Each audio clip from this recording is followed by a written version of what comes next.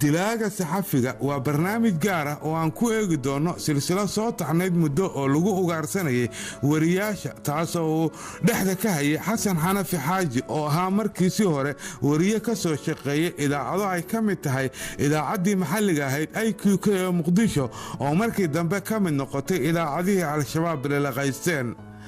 xasan xanafi xaaji cabdisalaan waxa uu noloshiisa inta badan ku soo dhex qaatay al-shabaab waxaana uu ka mid yahay horjoogayaasha ugu caansan kooxdaasi marka loo eego tacadiyada ay geysteen waana shakhsigii kala shaqayn jiray kooxda ugus ee kis al-shabaab dilalka wariyaasha soomaalida ah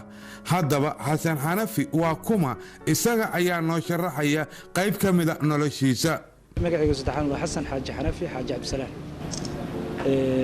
taariikhdayda anuu sida cad waxaan ku dhashay magaalada muqdisho caasimadda soomaaliya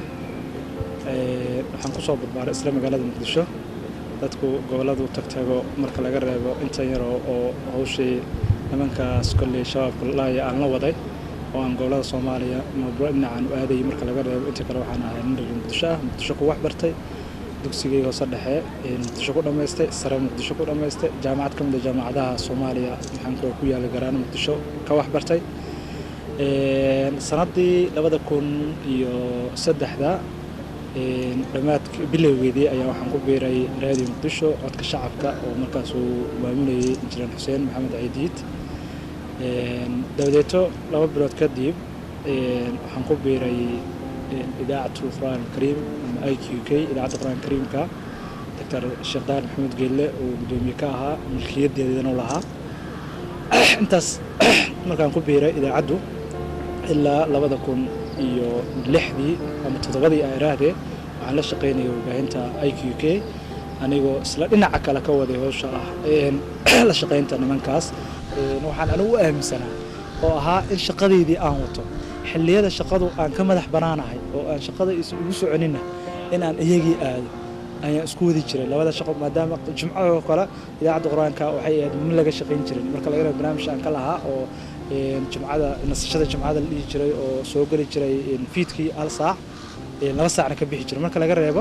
inta kale jumcada ma laga shaqeyn jumcadii xaqaan aad jiray maalmaha kale reporter aan ku bilaabo shaqadii inta marka warkayga kaansado ayagaan aadi jiray sida ayaa ku isku shaqeyn jiray labada dhinac sida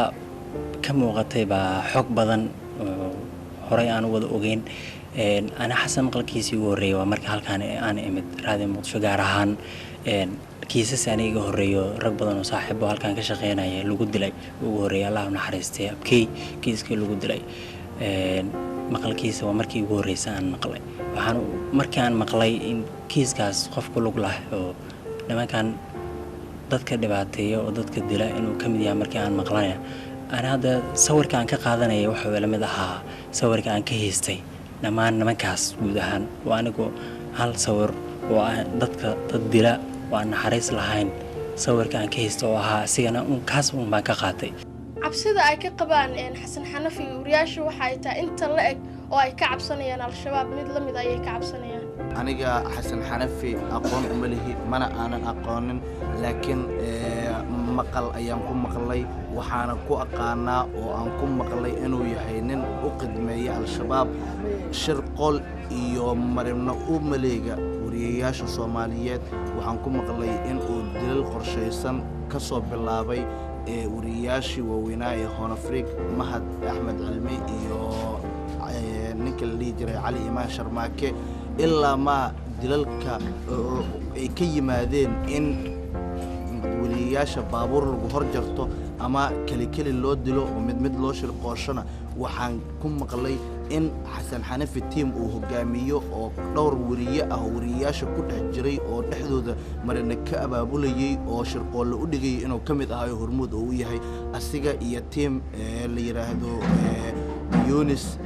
Jibriil nin kale la yiraahdo Stilla waxaan ku wada maqlay dhammaantood rag u qidmeeya al-shabaab oo shirqoole wariyaasha oo u maleega dabino lagu dilo wariyaasha waxaa la ii sheegay in rag badan oo wariyaasha dalka joogay gaar ahaan raadiyo muqdisho oo dilay waxaa la ii sheegay abkay ninkii la oran jiray ee u shaqeynayay raadiyo muqdisho markuu qabtay buu hore ka soo hadlay isagoo wali dilin abkay baan haynaa waana dilaynaa buu yiri meedkiisa soo doonta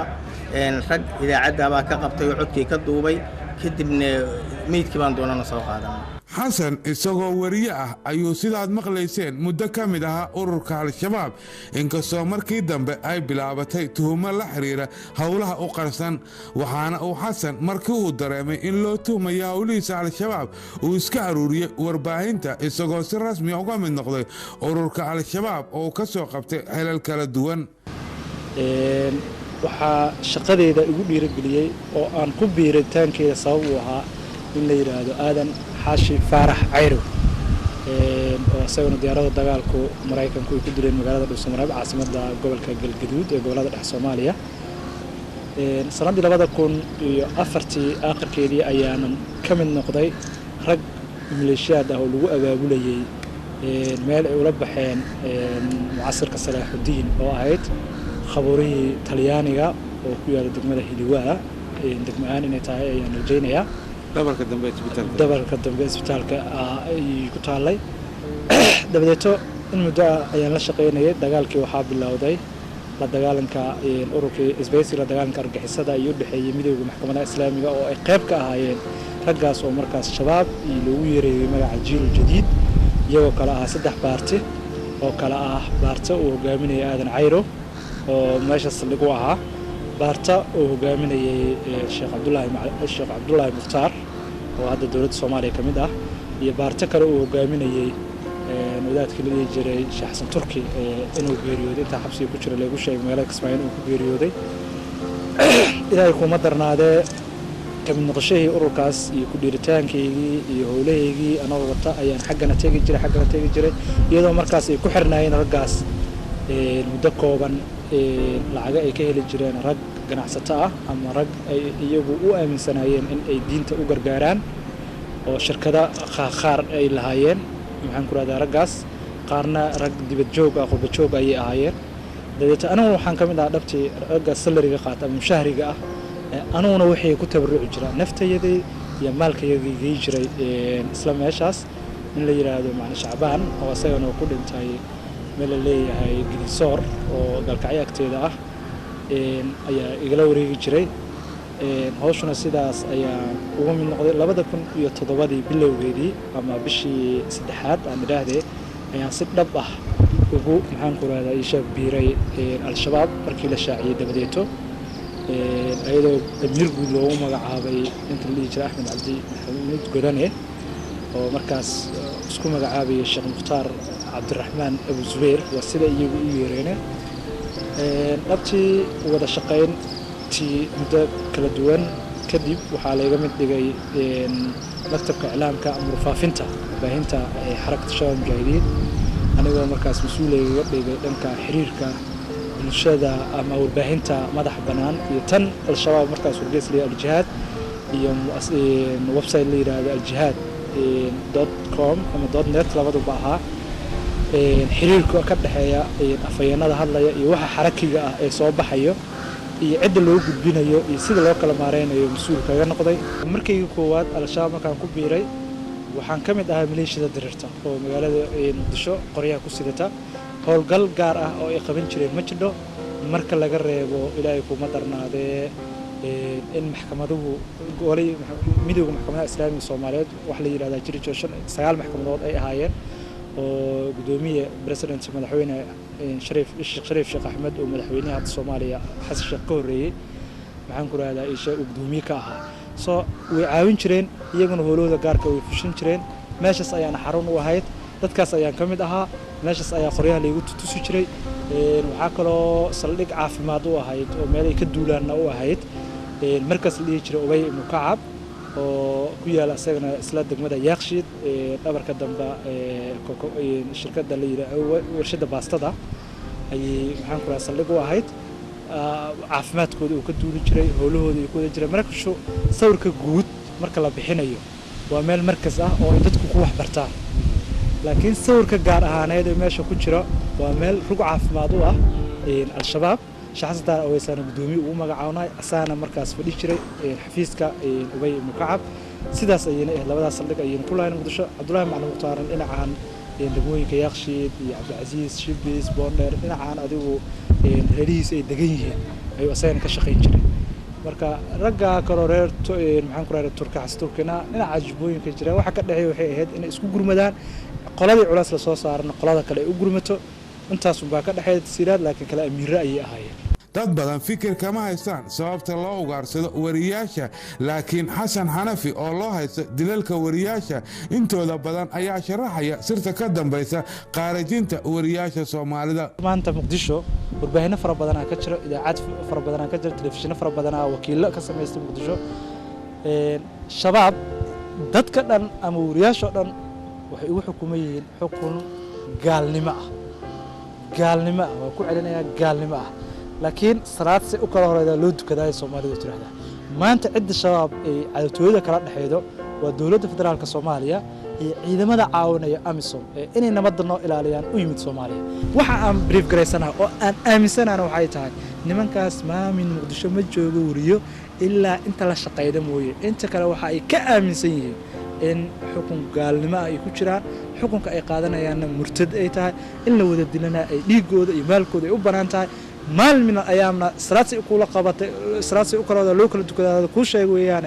la kala horeysiinayo maalinba maalin ninba maalin ajashuna haday kari karaan gacantooda ay ku jiri lahayd al-shabaab ajashu gacantooda haday ku jiri lahayd waa hore wariyaal ka shaqeeyeen Muqdisho laakiin ajashu gacantooda ku jiraan unfortunately maxaan ku raadaan unfortunately ajashu gacantooda kuma jiro so dad badan oo maanta dawladda Soomaaliya kamid ah waxa ay aaminsan yihiin oo al-shabaabna kamid ahaan jiray in ay wariyo ee Muqdisho ka shaqeeya maanta xukunka al-shabaab ay ka aaminsan yihiin ee xukun gaalnimo xukun dhiigooda iyo maalkooda in uu u banaan yahay laakiin wariyaashu ma oga sirta ka dambeysana waxa ay tahay in laba mid ay tahay waa midda koowaad in loo kala hormaro in al-shabaab la qiimeeyo wariyaashu murtadiin maahan waa dad runtii hawl aad iyo aad u fiican ummadda Soomaaliyeed waa dadka Soomaalida noloshooda go'aamiyo weeye bedela dhinac u bedela nabadda u bedela dib u heshiisiinta u bedela horumarka u bedela ganacsiga u bedela waa dad runtii hawl aad iyo aad u muhiim ah oo nolosha Soomaalida lagu adjust gareeyo u wada dadkan way qiimo leh laakiin qof qiimo leh uma rabaan wariyaha dilayaan aqoonyahanka dilayaan sarkaalka dilayaan wasiirka dilayaan caruurta dilayaan qof kasta oo ah murtad oo ah qof kasta oo ah qof diinta ka baxay laakiin iyada diinta ka baxay waxa jira mar aan xirnaa oo aan maqlay tuuryare oo hadda taliyaha sugidda qaranka maxaan ku raadayay isha dawladda Soomaaliya inuu u bixishay maadaama magac shabaab waa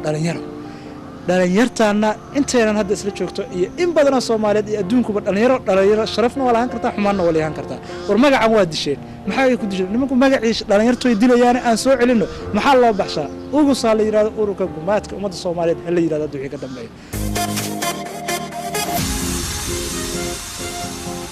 annaga magaca al-shabaab waa la bedelay waa la socotaan way ku mahadsantahay wasaaradda warfaafintu inay hay'adaha amniga ay runtii ay ayadoon laga fariisan xataa ay totally ay maxaan ku raahdaa ay magacaas hirgelisay al-shabaab wax la yiraahdo al-shabaab magac macnaheedu waxa weeyaan waa dhalinyarana magac fiican waaye magaca fiican inaan u ogolaano maahan in la wasaqeeyo cadawgan aan la dagaalamayna waxa la yiraahdaa ugus waxa weeyaan waxa laga soo gaabshay waa ururka gumaadka ummadda Soomaaliyeed waxaan rajaynayaa saxaafadda qaybaheeda kala duwan ee halkan fadhiya midda dawladdu ay maamusho on runtii aan shaqo weyn haysa iyo kuwa kale oo ayaga naftooda shaqo weyn haya inta aan ku soo biirin inay ku soo biiraan maanta kadib waxa loogu yeerayaa official name-ka oo nimanka ay leeyihiin waa ugus ma doonayno inaan idaacadaha al-shabaab inaan idaacadaha ka maqalno ma doonayno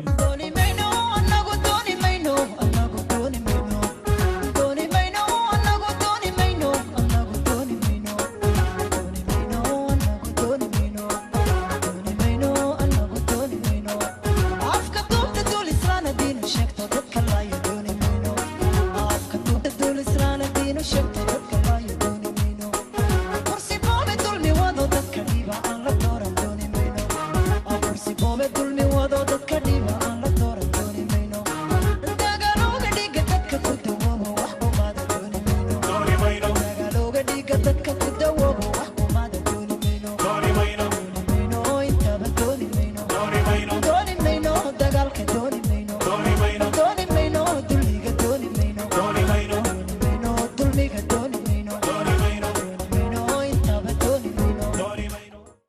isagoo sii sharaxaya xasan ugaarsiga wariyaasha waxa uu ajandaha labaad ee loo dilo wariyaasha ku micneeyey in laba midood ay noqoto warbaahintu mid meel marisa ajandaha kooxda iyo mid la aamusiyo habab kala duwanba ha loo maree waa marka labaadoo ah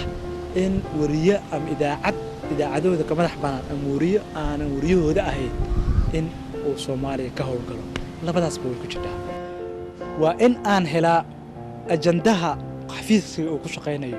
waxaa kaloo qasaba inaan helaa ajandaha ka soo baxay xafiiskayga cid meel mariso haddii bulshada noqoto haddii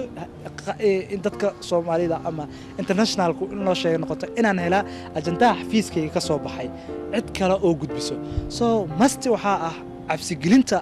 ma imaanayso haddaad wax dilin ma imaanayso wax cabsigelin ah waa in marka hore lagaaga dambeeya cabsi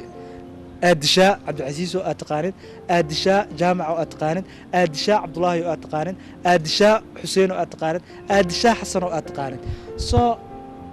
Cabdiqaadir kan iyo maxaan ku geedigan iyo Fulaan kan kale Axmed kan iyo Maxamed kan kale marka inteena la dilo it means waa cabsanayaan waxay ku dhiiranayaan booska ay mareen ragii saaxiibada ahaa hamari waa wax ay ka dibdhigayaan booskaas isku marin soo cabsidaas meesha way soo galaysaa qodobka labaad oo ah in wax allaala wixii ay rabaan loo sheego ma dhacayso ilaa ay wax cabsigelinteena qayb ka tahay waa wax jira ayadoo inta badan waxaan maqalnaa wariye ayaa la dilay iyo mid baa la dhaawacay waxay dad badan isweydiinayaan inay jirto koox u diyaarsan qofkii wariye sheegtaba in la iska dilo iyo in la dilo oo kaliya wariye ay soo sahansadeen oo kadibna sidaas ku dilaan wariyuhu cidda dilayso maxaan ku waa amni sida aad sheegto waa qoladii mas'uuliyadda ahayd cidda amraysuna ma ahan inuu asaga is amray wala soo amraa استطلاع لأن ما من روح بصورة وطو أصلا استطلاع أمرين ما فليو فرينتو سهن ويان سهن كان قفكو سمينا يا مر الله مركو سميو محن كرا هذا وحال ربا إن الدلع عبد العزيز أو أذيقا إن الدلو وحصو سمينا نكان أو عبد العزيز ملكو أي صو سمينا أنا جو أروحي واحد لي إيما صو شيء يوحو صو شيء نكاس أو نكي أميركو هاي سجى أميركي وحصو وعيا وأميركي إسلاع نكاس أميركي إسلاع وهو وعيا أميركي جودو أميركي جودو أمني مركي أو وعاء وحد عيسو إلهيكو مطرنا هذا وركة محن كرا هذا إيش فلينتا وحصو وعيا مدحي دليلك قرشيسنا أيو صو وعيا مدحي دليلك قرشيسنا وحو وعيا أحد كماش أو جو عبد العزيز ومقدشاء روح مسؤولك هو هاي أيا وعيا دقمده عبد العزيز جوغي دقمداس أيا ضد أدريو sidaas weeyaan processka way islaac la'aan bataatan wax dhaca ma jiro silsilada dilalka wariyaasha la bartilmaameedsanayo waxay ka soo bilaabatay allaha u naxariistee Mahad Axmed Cilmi oo xilli aroornimo ah lagu dilay meel u dhow xaruntii Hoon Afrika Daynile waxaana dilkaasi oo aysan jirin cid sheegatay waqtigaasi la tuunsanaa inay ka dambeeyeen kooxda ugus ee Al-Shabaab oo waqtiyadaasi ay baranayaan dadka Soomaaliyeed waxaana la aaminsanaa in Xasan Xanafi ah shakhsigii shirqoolkaasi soo maleegay wariyaal ka tirsanaa shirkadii warbaahinta Hoon Afrika waxay sheegeen inay maalmo ka hor intii aan la dilin Mahad ku arki jireen Xasan Xanafi maqaayad yar oo ka soo horjeeda Hoon Afrika halkaas oo uu fadhin jiray isaga la fahantiisu ma diidana Xasan inay halkaas isku arkeen wariyaal ka tirsan Hoon Afrika way jirtaa warka aad sheegaysid hal maalin ay ahayd rag Hoon Afrika shaqeeyay inaan isku aragnay Hoon Afrika ismiyay ku taalay hadda ma garan karo cid degtay waxa ka soo horjeeda Pibita subaxii lagu cabi jiray qaxwo iyo sambuus ama isku qabsi wax la yiraahdo mashmashi sambuus anaguna aan degnaa dhabarka dambe ee Pibitada waxa dhici jirtay markaa in subaxii markaan salaada soo tukado masaajid garaashta ku yaala soo tukan jiray lacagta ah waxaan soo fadhiisan jiray goobtan markaan soo fadhiisto dabadeed waxa dhici jirtay inaan ku shaaho ama ku qaxwo cabo wariyaashan Afrika warka 2 saac ay ayuun u soo shaqo tagi jireen hal saac iyo xogo ay imaan jireen deeto qaar iyaga kamid ah ma aha mostly ama badana ma la dhihi karo qaar iyaga kamid ah way dhacday in aan isku aragnay maalmaha kamid ah xasuusta aan xasuusanahay aan dhihi karo hebel iyo hebel ama hebel bas oo ahaa in aan meeshaas sheegaysa aan isku aragnay way jirtaa anaguna markaas meeshaas maqaayada meesha ka dambayso ayaan guri ahaan degnaa laakiin ajandaygu ma ahayn dilka Abdullahi Kulmiya kamid ah أحد أن عبد الله كلمية أهين اسمه أنا أعرف ماشي عبد الله كلمية عدو وحجرتي إن ولو مركلية معه إن عن دور معلومات عن نكان اللي يراد حسن حنفي عن حلي الشقة عن السعودية عن كواركي مليار أو مقاحي وهالقل أو جبر سهر اللي يرادوا أي هون أفريقيا هرتادا كسميتي أو راشين كي شاه وحيابها أي كسمية جرت ماشي السقف دي وهي كل جنيد جورجا أجاسمها هون أفريقيا أحمد عبد السلام أو البابك هون أفريقيا يتصل سوق بجناين مركز حسن حنفي دور صباحا ماشي كمرة دور صباحا أركي السقف حتى وحن أركي أتفهمي سد nin deegaanka inuu san ahayn sababtoo asagu wuxuu isugu ka sheegay inuu deegaanka yahay waxa geed degan tahay oo guryahan dambe Falastiin iyo Axmed Cabdi dhabarkooda deganahay marka waa in meeshan aan deganahay intaan xoogaa shaah iyo qaxwo iska soo doontaa xasan xanafi waxa uu ku doodayaa inuusan waxba ka ogeyn dilka Mahad laakiin markii la dhaawacay kadib ay al-shabaab ku wargeliyeen inay dileen Mahad Axmed Cilmi kadibna loo diray inuu soo xaqiijiyo dhimashada dhaawac sida uu yahay xaalka Mahad marka la dilay ragii dilay qaar nin amiir u ahaa ayaa soo wacay anoo hurda meel iskool ah عبد الرحمن يوسف العدالة يقان اسكول كأنا نو كدي جري توفيق برادرز أنا جيفو صوعي ديتو محن كل هذا يشوف يرنيو نكا سندلني حبضنا ما لحنا وقفني داوع إنه قاضي أيان الله يشاق صور كاس هوبي وحنا عرق ريال وحنا أكرم معدا كمدها نير حسن موسى سبرية وهذا in Europe is in Europe I think إنه يوروب شو أنا ملاينا يا محن كل هذا معي جيبي جود عد الله لعد يوريو معه هنا فيك الشقيدة والمينيس زين أوكر محمدان فيو هذا وكيل كواي متشاكل من هاي والمينيس مركي دم حسن موسى كوا عليه حسن موسى نيو حن كور وح إيشك سوى حجرة تتوحوري وحن جوجنا استال مدينة ما هدنا وحو كشرة صالة استالك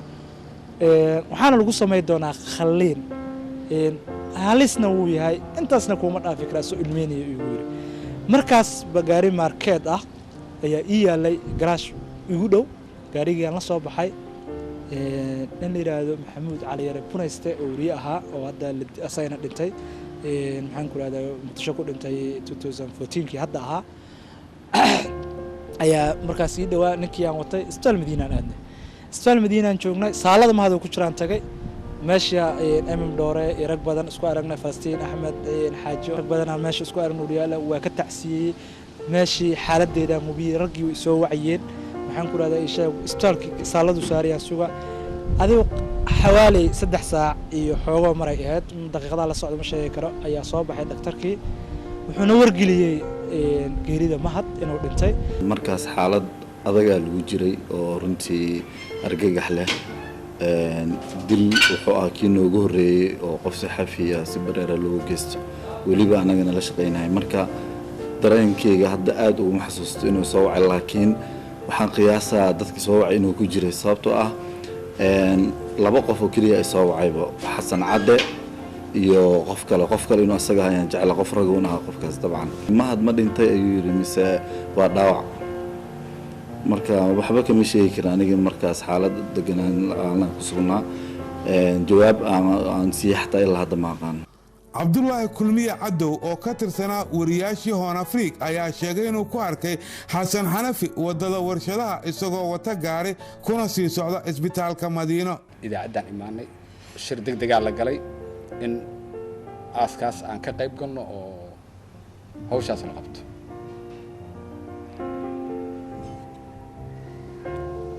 dhowr gaari la qaatay anigu waxaan raacay Xasan Cade xasan Sheekh Axmed Cade يعني وأسرعني جاري قاره وطيان رعني إسبتال كمركل هذا أو شركة إذا عدوا ولا ماضي وضد ورشدها مركل عن كل عنه حرد يقول وذياش أكتر جاك بوينت أو إذا مدة الدولة ده أي حل جالس كويالي جاك بوينت تيجي مركل استغني أو عن سوشيغني أيوه هذا ندبر كأنك هذا حساني سو جاري روتي مركز أنا كنا وريان أي رجعنا بيقين أنا مركز ما أوجن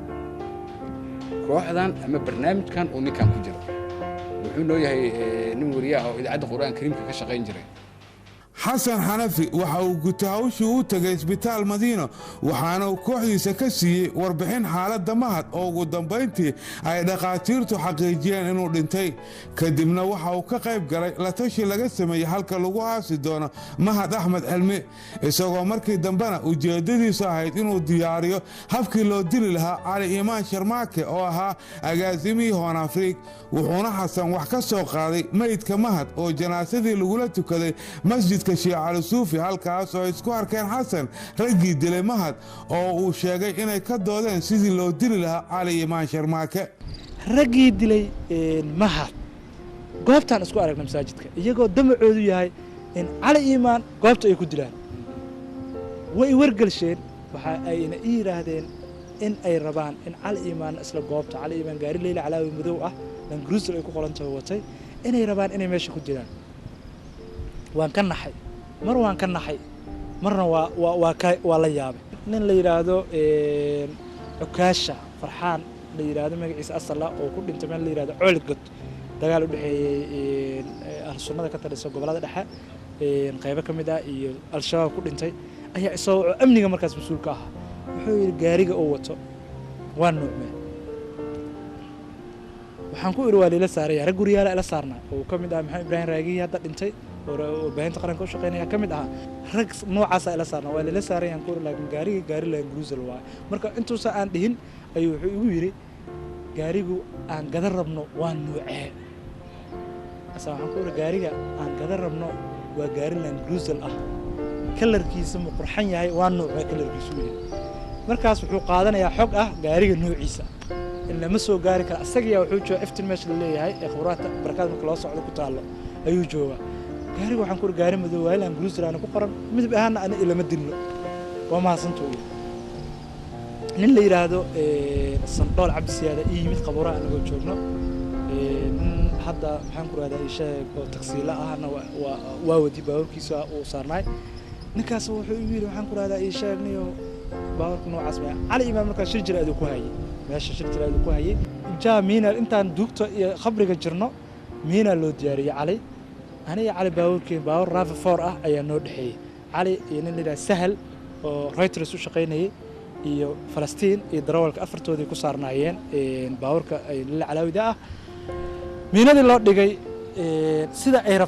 sida ay rabeen ay u noqotay cali ayaana meesha ku tagay anuu jugtaan maqlay meel godaan ka soo baxay markaas biyo roob ay biyo freez ah ka soo baxay jug aan maqlay baawarka bareegaan u qabtay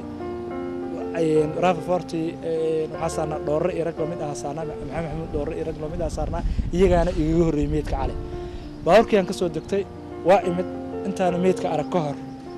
halkaan inay aheedaan qiyaasayaa inay ka gashay miinada firirkeeda waxaa dhacday mahad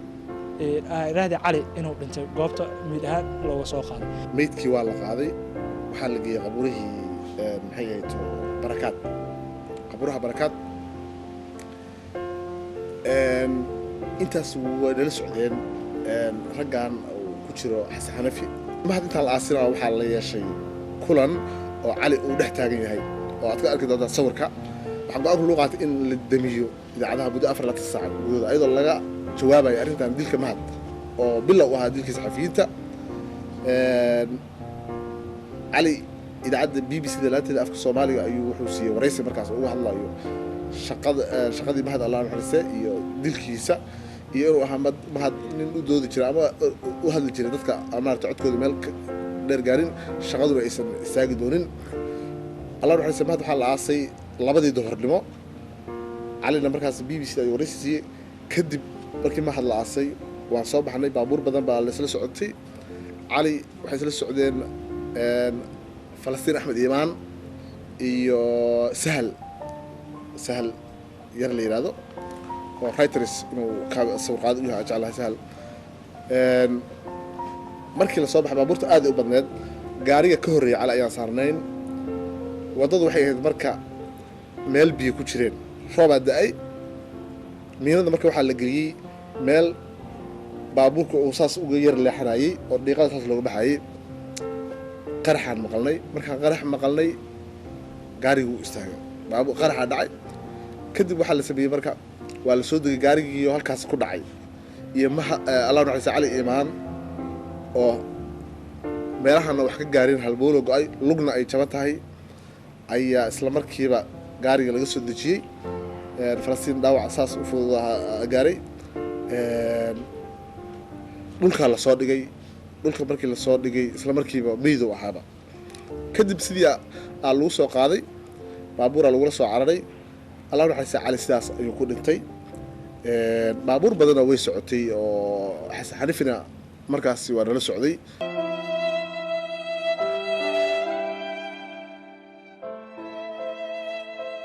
siciid tahliil axmed agaasimihii hoon afriig waxa uu ka mid ahaa wariyaal aan marnaba ka bixin dalka oo aakhirkii ku bacay gacanta kooxda al-shabaab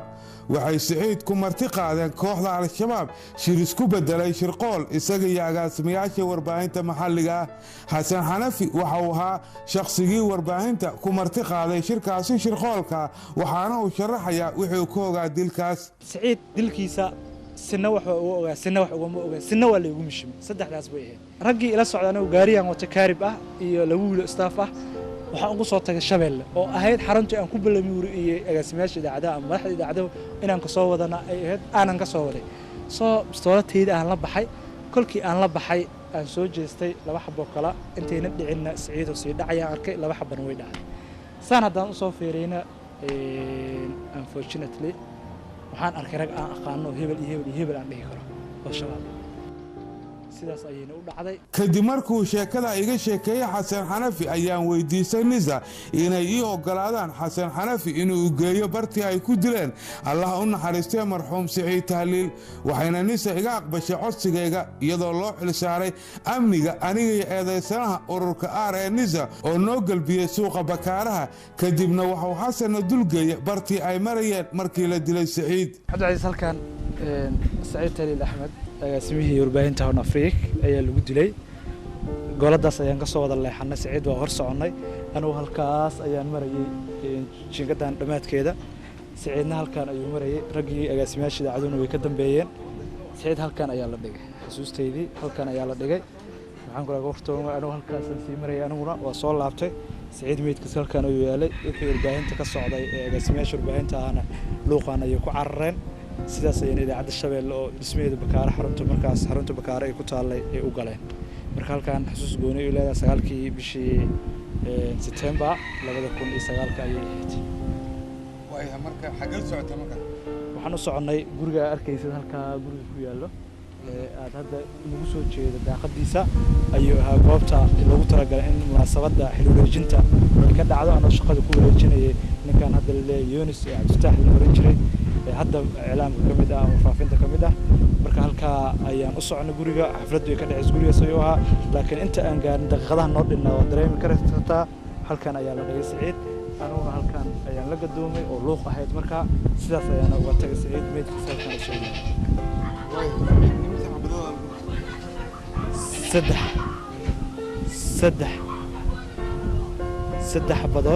saddex xabadood ayaa lagu dhuftay siciid xabadii koowaad waxay ugu dhacday madaxa laba kalena waa lagu diray kuwa dhagartaan galay intuu ciidan kala dhigay miinada dhex dhigayo waqtigii dhammaayay waqtigiinni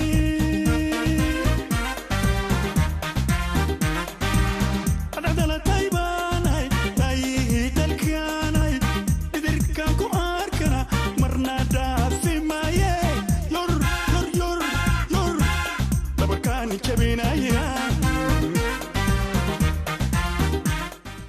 siciid tahliil axmed wuxuu qabay shakiga ah inay jiri karto khatar waxaana ka mid ahaa dadkii uu la xiriiray siciid wariye cabdulaahi kulmiye cadow oo ka duubay codkan oo laga helay telefoonka marxuum siciid tahliil markii la dilay kadib dacwada maxay tahay waxaan ku leeyahay waan rabaa adiga waa tegida nakir diyaar gurigaan joogaa inta ayaana rabo shabaab oo tagayna shabaab maanta waxaan balaadiga iyo rajada waaweyn cabdulaahi kulmiye waa saacna marka diyaar garow yahay maxamed abu karne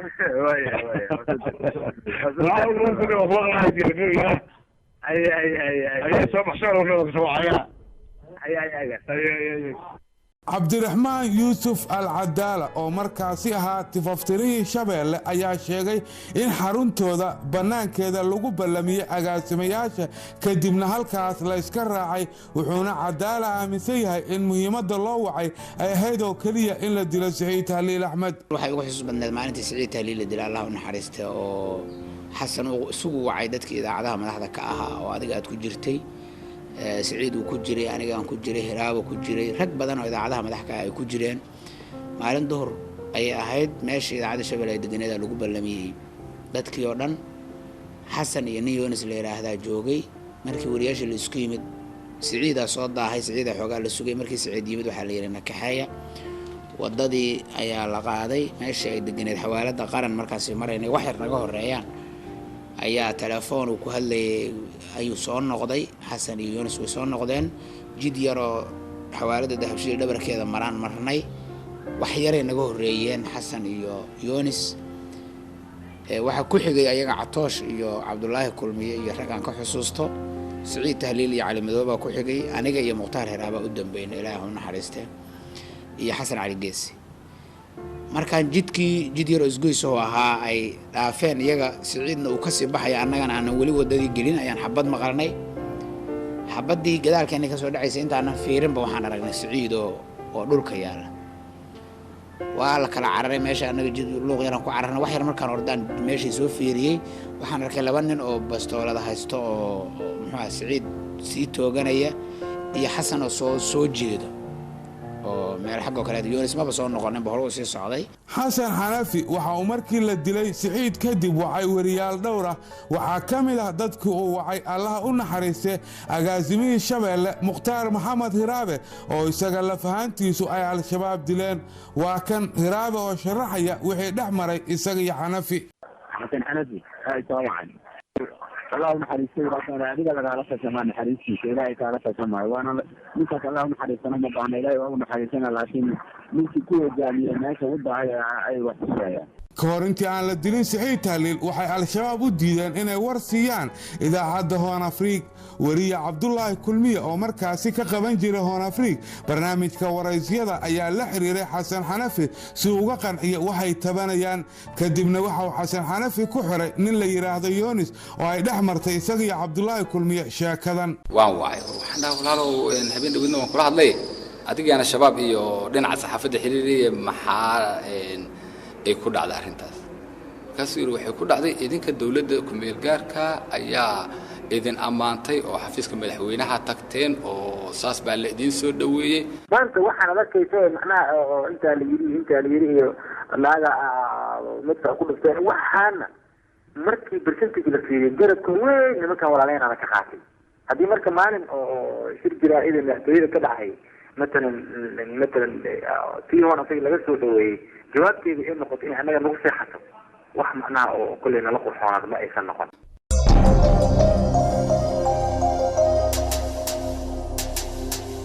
waxaan dareensanahay nimanka walaalaheen Hoon Afrika waa naga maarmeen waxay nooga maarmeen waxay tahay inay nimanka kale ee anagu aan murtiinta u haysanay xabada aan ku ridayno inay nagala safteen marka garabkaan haysaa adiga kuma baahni waa wax Hoon Afrika أنا وسا أنا ما أنت جالس عن دراسة حساس واي مركز ساس تحي ترى إنه هيكون أنت هاي إذا ورقة على الإنسان إذا قال حاجورة إذا قال صفقة يمكن الجتاع لكن أنا كأنه وأنا كأشي بس ومتى تقول إلهي يا ورقة تصفرنا Muqtaar Maxamed Hiraabe agaasimihii idaacadda Shabeelle waxa uu kamid ahaa dad uu soo amray Axmed Godone in la dilo kuwaas oo ka tirsanaa warbaahinta waxaana lagu dilay marxuum Hiraabe gudaha suuqa Bakaaraha isagoo uu la socdo wariye Axmed Taajir oo isna lagu dhaawacay weerarkaas Godona soo amray isaga iyo rag guriyaal ah waxa kamid ahaa Muqtaar Maxamed Hiraabe agaasimihii Shabeelle ahaa nin la yiraahdo Catoosh agaasimaha Simba ahaa ayaan Xuseen Cabdi oo BBC wakiil wareed u ahaa rag noocaasa kamid ahaa shan ay ahaayeen banaadir Axmadna banaadir agaasimeeda ayaa kamid ahaa in la soo amray markaas waxa socday ololihii president Sheekh Shariif Sheekh Axmed lagu soo dooranayay soo ololahaas ayaa socday ololihii socday ayaa sabab u ahaa in la dilo dadkaas maadaama loo arkay in ay u ololeynayaan ololaha madaxweynaha oo Axmed Walad Cabdalla wakiilkii xogayaha guud qaramada midoobay u qaabilsan Soomaaliya iyo Shariif oo markaas ururkii dibxiraynta Soomaaliya asmara fadhigeedu ahaa ka soo burqaday Djibouti-na ololaheeda uu ka socday soo xaqiiqiyan in shantaas la amro waa ogaa aniga Axmed Taajir oo hadda qaxooti ku ah Uganda ayaa ka sheekeynaya wixii maalintaasi dhacay 10 talabood kadib dib aan soo eegay marka waxaan arkay agaasimaha idaacadda Allah naxariisto Mukhtaar Maxamed Raabad uu yeela marka bal waxaan sii hubiyay waan dareemay xabada ku dhacday bal xaaladiisa sii agbar isla intaada noo sii gudbin min dhalinyaro oo dhuuban oo adigu aan ku qiyaasay daad 17 jir ilaa 16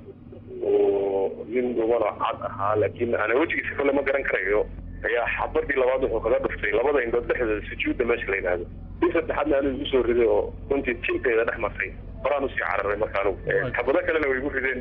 orodkiina waxaan ku kala shirkadda Telecom Soomaaliya Maxamed Cabdullaahi Xaaji oo tifaftira ku-xigeenkii Shabeelle wakhtigaasi uu agaasimaha ka Mukhtaar Maxamed Hiraabe ahaa ayaa aaminsan in Xasan Xanafi uu ka dambeeyay dilka agaasima Hiraabe Xasan Xanafi dhowr maalin ka hor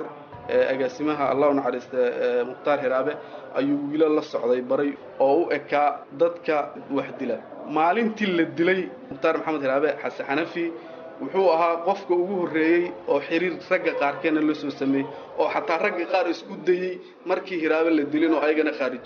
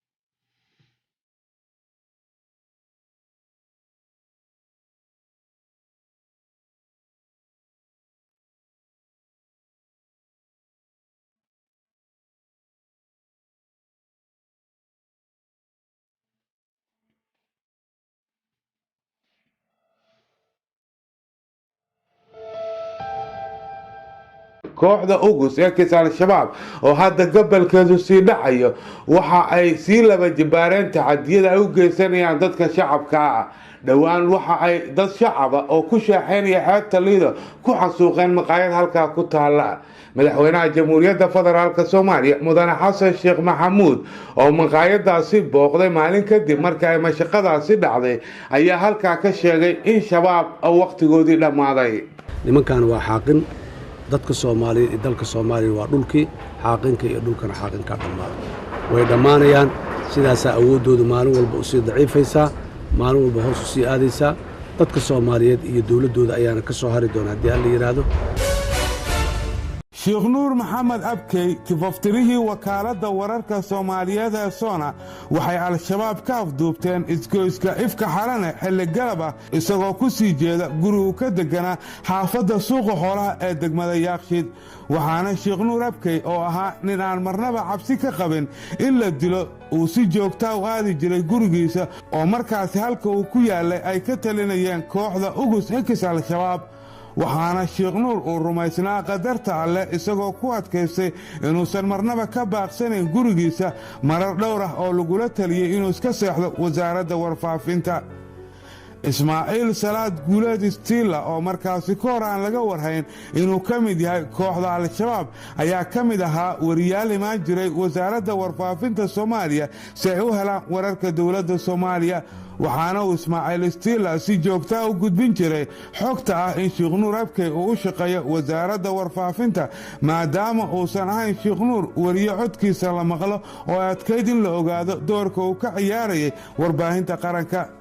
xasan xanafi oo ay si fiican isku yaqaaneen sheekh nuur abkey ayaa isku dubariday qaabka loo qaarajin lahaa abkey wuxuuna fadhiistay wadda mar inuu ahayd abkey oo aan qabin tuhun in la beegsanayo si caadiyana maalin kasta hal wadda uu isticmaali jiray waxa uu arkay abkey xasan xanafi iyo nin kale oo wada fadhiya meel kadibna waxa uu kula leexday salaan isagoo aan cabsi ka qabin in xanafi dilayo kadibna wuu iska gudbay sheekh nuur abkey xasan xanafina waxa uu ka daba diray abkey ninkii la fadhiyey sheekh nuur hadda soo noqon maayo sheekh nuur dilkiisana qaybaan ka lahaa gacantayda aan ku dilin laakiin sababkeedaan lahaa sheekh nuur maxamed abkey gacantayda anaa ku qabtay أنا قاري كاتجي أنا قعدت كقبتي حقيت كقبتي إفك حلال سكوس كيف كحلنا كقبتي محو صارنا قاري عاصي وصارناي سوق حلو سوق شغنور روحان كدلي وحاي هاد إن وكشقينا هذه مقدشو وهاي المركز إذا عدى وشقيسة دولة فترة الصومالية هذا تلفزيون يمد هولا بدنا جرت لك هذه مقدشو مركز هاد هذه مقدشو إنه ترسليتر أما ترجمان وها أيان هلا حكتو هذا إن إسماعيل سراد قوليت ستيلا oo hadda Ismaaciil yar la baxay ayaan isiyay inuu u shaqeeyo halkan saas darteed anoo masaajidka Abu Hurayra bakaara fadhiyo shaah cabayo ayuu Sheekh Nuur soo maray uu salaamay uu hormaray marna waa farxay marna waa naxay mar waa farxay ninka aan arkay oo aan ka aaminsanaa murtad inuu yahay ku farxay marna waa naxay ninka la dili doono in uu yahay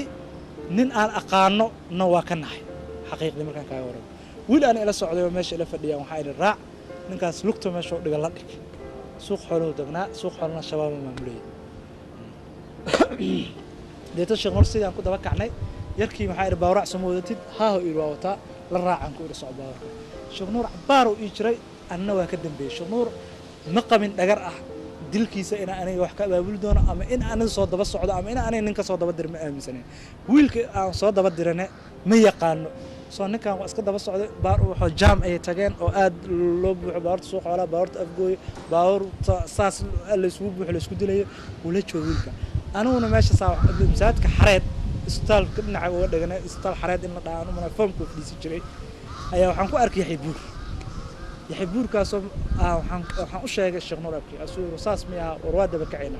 gaari zuuka ah oo aan watay ayaa waxaan watay gaari zuuka ah ayaan ka soo daba baxay gaari zuukaan ka daba qaadanay waa la joognay Sheekh Nuur caasi raaceen caasi wiilka ila socdana uu la raacay soo wiilkii asla waxayna inta uu leeyahay amniga markaas haysta la wacay asayna wuxuu yiri waa idin imaana isbartiiba ku haaya isbartiibaan ku haynay deeto maxaan ku raay wiilkii aan wacay ifka xal ugu dagaa baawrka waayo deeto baawr BL ah waa dareemi kartaa intii church la yiri waxa uu sameeyo baawrku darawalku waxa weeye waxa ugu horeeya inuu bareega qabto uu qabtay uu ku joojiyay أنا سود دقي ننكلو اللي يرادو داهر مع داهر عيسى اللي يرادو وصدح له يقارع مع الكافي هي جدك كسيق هذا الناي أو هوتيل بيس هي كسيق هذا أو محن كره ديري دور أصلا so لبدينا أنا صدح هذا دقني ديتو محن كره هذا إيش وين وذا الشنور أنا أقاني إنك كلامون أقول أنا اللي سود دقي باور كأنا صارتي تدكو ويابين باور مياردي سحريينو بنزل waxaan ku raadaa baawrkii ku horgooyay niman dhexeeran ay ka soo deeyeen cimaamada wato iyo bistoolado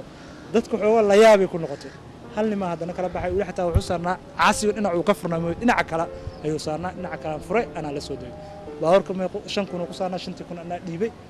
waa is wada raacnay soo dhinaca waxaan u wada ifka oo ifka xaran dhinaceeda oo waxaan u wada gubta xigto baawrku markuu dhaafo baawrkii marqay waa socodsiinay markaan mareen isbuunyada oranay dalsan meesha oomada dalsan meeshaan margeeno ismaa ifka xal marka laga dhamaado ah soo kala wareegnay baawrkayna ku soo qaadanay isbartiibaan maqrib ku tukanay anaa la hadlayay anaa wareysanayay iima fahamsan in anaga wareysanay shaarkiisa anaa ugu xirnay Sheekh Nuur Daawud anoo yimid oo amniga ah markaas Daawudkii wuxuu yiri guriga uu degan yahay guriga aan deganahay niyahow waxaan ku raadaya isheeg waa isku dhagan yihiin mana ka malaysanayn ninka inuu meesha ku shaqeynayo daawudka warka ka xaqiijiyay intee lagu dilaa timid Sheekh Nuur intee lagu dilaa si shabaab isaga fogeeyay eedda waxaa soo baxday in lagu dilo meel xisbul islaam xasdaan aweyso markaas hogaamiye u ahay difaacooda in lagu dilo oo geed jecel ahayd markii la dilay Sheekh Nuur Abkay kadib waxay Xasan Xanafi iyo Ismaaciil Stila siyaabo kala gooni u soo waceen wariye Bashiir Khaliif Gaani oo u sheegteen inay iyagu dileen Sheekh Nuur Abkay bal ila dhagaysta codadkii uu xilligaasi duubay wariye Gaani oo aan ku hormarayo codka Stila kadibna Xasan Xanafi adiga iyo wax la mid oo kale saas oo kale inaan u bireeyay raba saas oo kale inaan midda kaga mariyaa raba murtadi bax adiga naagaha murtadiinta oo meesha ina joogay kuwa kale wixii murtadiin oo dhan waa la dilayaa adiga laftiga waa lagu dilaa murtadi oo qaayinka madaxaan laga jaray ilaahay ku dhaartay haddaan ku qabto jiro ma ka jarin islaamnimada aan sheeganay dhab ma haddaan ku qabto dad toobad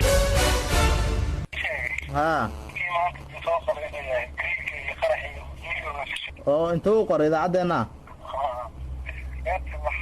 markii uga sheekeeyay Xasan Xanafi sida ay u dileen Sheekh Nuur Abkay ayaan isku raacnay goobtii ay kala degeen baabuurka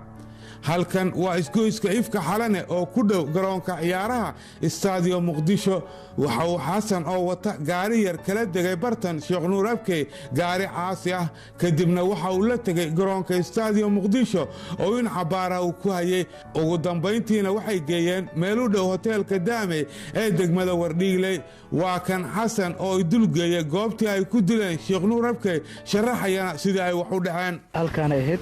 geedkaana ku yaala barta halkaasaan gaariga soo dhigay halkaana la fadhiisiyay Sheekh Nuur halkaasaan maxaan ku raadayay sheeg ugu toogtay meedkiisa sidaan ayuu u dhacay halkaan ayaana ka tagnay qiyaastii imisa xabaa lagu dhuftay 3 xabo 3 xabiyaa kala dhuftay waxa ku kala dhuftay leeyahay xibuur in leeyahay Macalin Daar Ciise oo 3 nooc ay isticmaaleen makaaro ay xagga uga dhuftay madaxa hay 3 xabo madaxii ugu dhacday حتى فنينك وحي ما قاري أنا وضع هالك لامي قال صالح حنا ينشوي وحي يقول هذا حتى مسكح فنين كذا أي سوق قارت أي يقول ما ينقاريها وما قاري برتاسن كوال حسن ما جعل سيدو حنونك ودرنسيه Sheekh Nuur Abkay in loo dareensiyo taas bedelkeedana waxa uu caruurtii xaaskii Sheekh Nuur Abkay weydiisanaya inay cafiyaan isagoo ku doodaya inuu diya ka bixin doono dilkaasi haddii dawladda Soomaaliya ay cafiso ayladiisii inay daawanayaan waxaan anigu biliif gareysanahay oo aan aaminsanahay ayba tahayba soo haddii ay jirto عفين جودو لا يفيدين كرا إن لا عفيو هذه إن جرنا وحقشة يوجرا إن Sheekh Nuur ويران حتى أن عدي سلا تعامله وراح حتى دي أن كديبه هذه نعفيك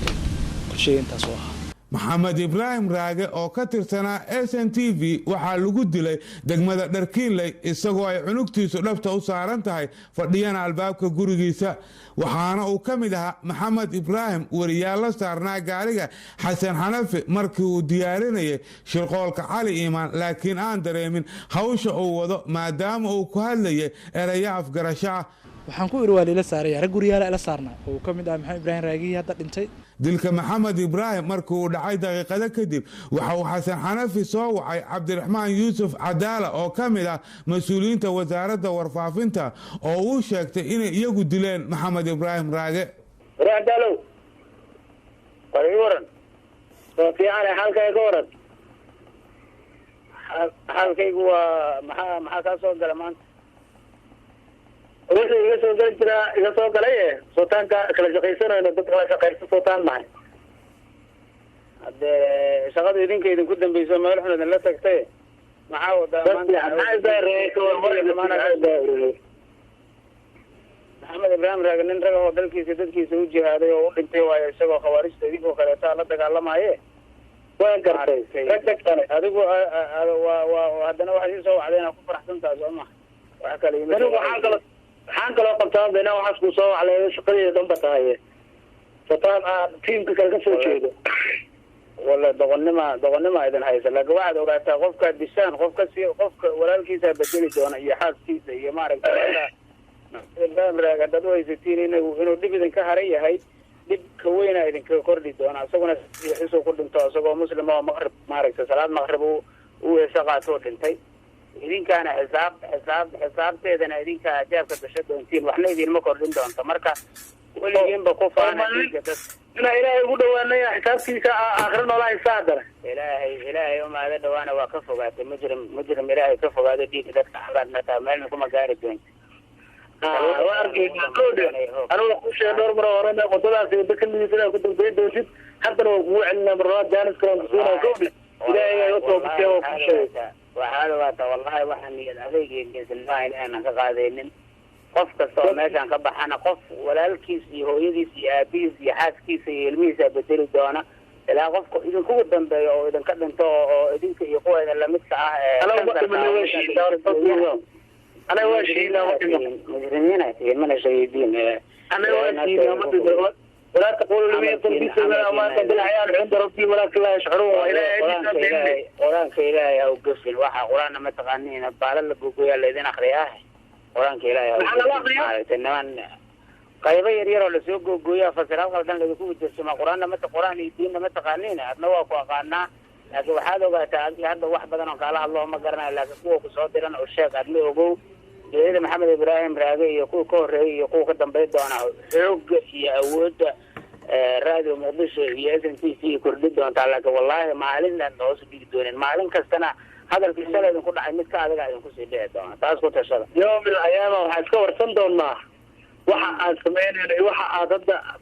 سنة سمين سنة هذا خير خوطة أنا أشرب هو مثلا عيني يوم من الأيام أذكر صدقنا صاحب ما أنقر هذا الشيء ومرق كلوا عن قوة لنا إلهي أتوا بتكينته حتى أتوا بتكينه والله وعن آدم وحبا يرون صاحبك هاجب تفريقه مسلم كاهد إلا وضيع في بكل صاحب ما قرأته لا أنا نكن عنك لا قبته صوب اللجوء اليوم ولا وهذا لكن إلهي هدوانو قوة وسواء نزل وهذا النتيجة تسكن كفانا يسوع horta col iyo cadaawo cusub oo idinku kordhin doonaa adigana meel xun oo aad ka shalayso kuula dambayn doonaa adduun iyo aakhiraba taas ogow marka anigu hadda adiga cilmiga wuxuu igu sheegtaba kuguma aqaana aniga adiga waad naqaanaa rag saaxiib ahayna isla soo shaqayn jiray laakiin waa qalooxatay meel aad u leexatay iimaankii diintiya kaa xumaatay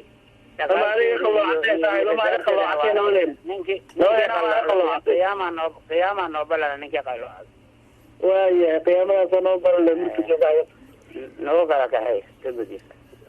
inkastoo codkan laga hayo xasan xanafi haddana markan wuu iska bari yeelay inuu wax ka ogaa dilka maxamed ibraahim raage wuxuuse sheegtay inuu ku qanacsanaa siday wax u dhaceen ibraahim raage aad weyn ugu qanacsanaa wali xataa anigu waxaan ku ogaa inuu joogay meel la Kampala oo jaamacad u aadayaan ogaa wariye nasteex daahir faarax waxa uu ahaa wakiil wareedkii BBC iyo wakaalada wararka AB waxaa lagu dilay magaalada Kismaayo waxa uu ka mid ahaa xasan xanafi xubniye ka tirsanaa al-shabaab ee wax ka abaabulay dilka nasteex daahir faarax waxaana uu sharaxayaa sababtii ay u dileen nasteex daahir faarax wakiil wareedkii BBC Kismaayo ayuu ahaa al-shabaabna goorta la dilayay waxaan u maleynayaa inaynan galin gudaha magaalada Kismaayo oo uu maamulayay Colonel Barra Aadan Shira Barhira la ciidamo taabacsan ay joogeen magaalada Kismaayo ayna toos u galin al-shabaab soo nasteex sababka lagu dilo waxay al-shabaab waxay abaabulayeen qorshe ay ku gali lahaayeen magaalada Kismaayo magaalo xeebeedda ah si dekadooda dhaqaalaha ka soo galay ayuu gacanta ugu soo dhacdo soo nasteexna maadaama wakiil wareed idaacad international uu yahay waxa uu tabinayo waxa ay tahay dagaalka inta uu socdo si dagaalku macluumaadda ay ugu yaraato ama lookalada bas suuriyaasha ka shaqeeya ay u tabin karaan ayaa loo dilin nasteex waxa dilin waa al-shabaab laakiin fatwada waxaa dhiibay nin la yiraahdo Ibrahim Jaamac Miicaad Ibrahim Afqaan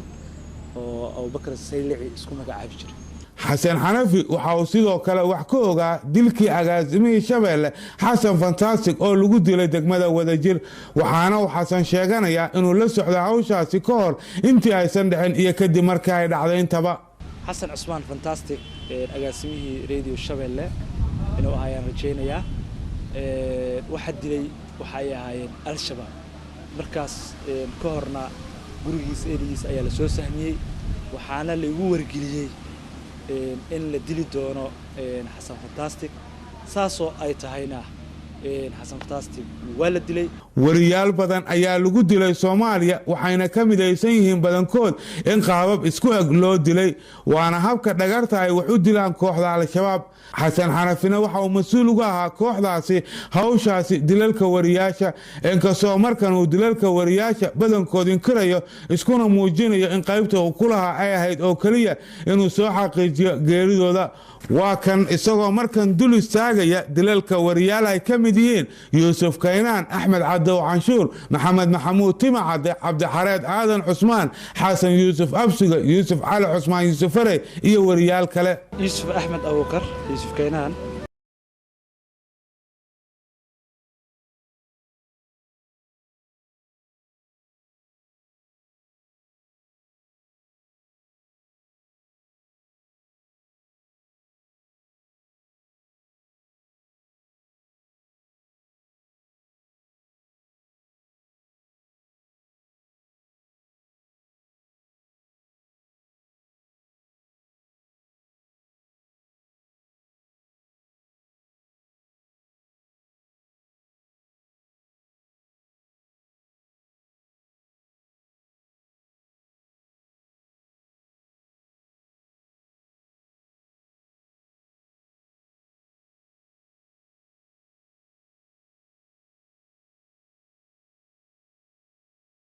goob uu dhiganayay baabuurka in xogteeda la diyaariyay lala tacaamulay dadkii ka agdhawaa goobta sidaasna ugu suura gashay in ragga ministayaasha Al-Shabaab ay ugu xiraan baabuurka Yuusuf Kaynaan hoosta goobta uu fadhiyo inuu darawal ahaa la ii sheegay ay ugu xiraan dabadeetana way fushay Yuusuf markuu gurigiisa ka soo dhaqaaqay gaarigii uu soo watayna eerida xamrooyin inay ahayd ayaa la ii sheegay goobta lagu qarxiyay macalinkii uu ahay Allah irahma Xasan Yuusuf Absuge idaacada maanta idaacad la yiraahdo iga dambeeyay inuu la shaqeynayo waa la ii sheegay in dadkii dilayna TV aan ka daawaday ruux ahadkii dilay kamid ah xuduudii disho kamid ah oo booliis dhiigley isla booliisku dhiigley inaan ku wareysatay ila ahayd aad soo wareysatay Xasan ninkii dilay hadayba ahayd xaqiiqo maanta caawaqab xumadiisa uu haya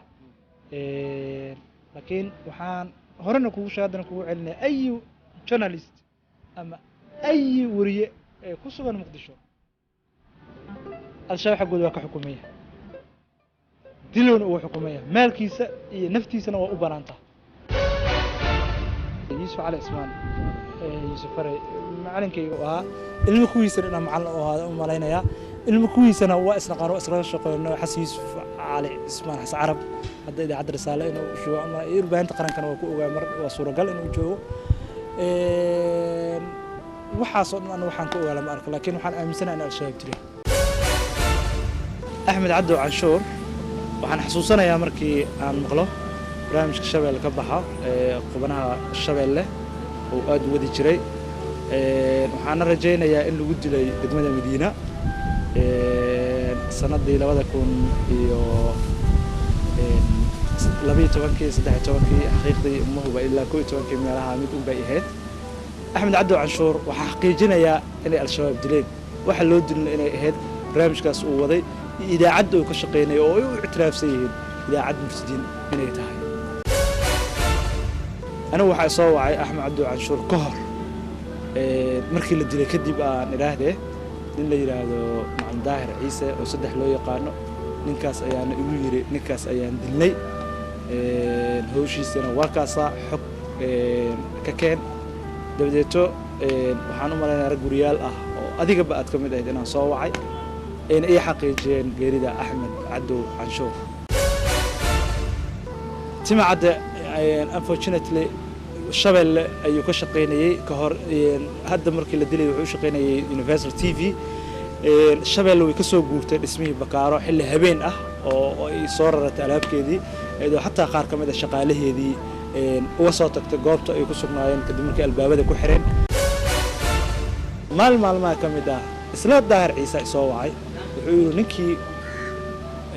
afwan waxa soo wacay Yunis ninkii Timacade ahaa waa la kala tuuray waxaan ku raadayay isha arinkaas soo xuraanso ugu yiri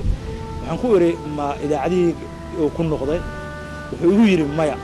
idaacadii kumuuna noqonin idaacadda universal oo markaas ka hor al-shabaab ay iska mamnuuceen dhiigooda iyo maalkooda way banaystay calleer ayaa si toosa u yiri TV-gaas u shaqeynay ugu yiri dabeeto waxaan wacay gabadhii uu qabay Timcade waxaan ku yiri bal waran waxay tiri waa baxay cabdixaraad cusmaan aadan si ahaana isku xaafad baan ahayn saaxiibana waan ahayn shabeellana waa u shaqeynayay waana la dilay subax aroor jimca inay ahayd ayaan rajaynayaa ama subax khamiisaad midkood inay ahayd ayaan rajaynayaa soo ay dariiq cabdixaraad cusmaan aadan waxaan xaqiijinayaa in ay al-shabaab dileen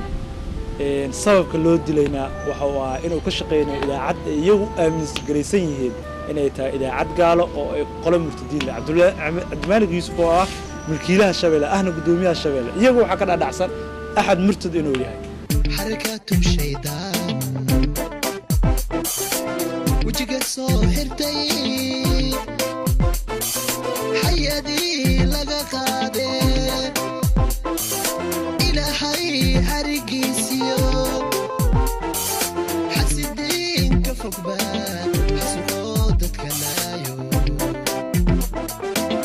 حجرتو ذو داشتي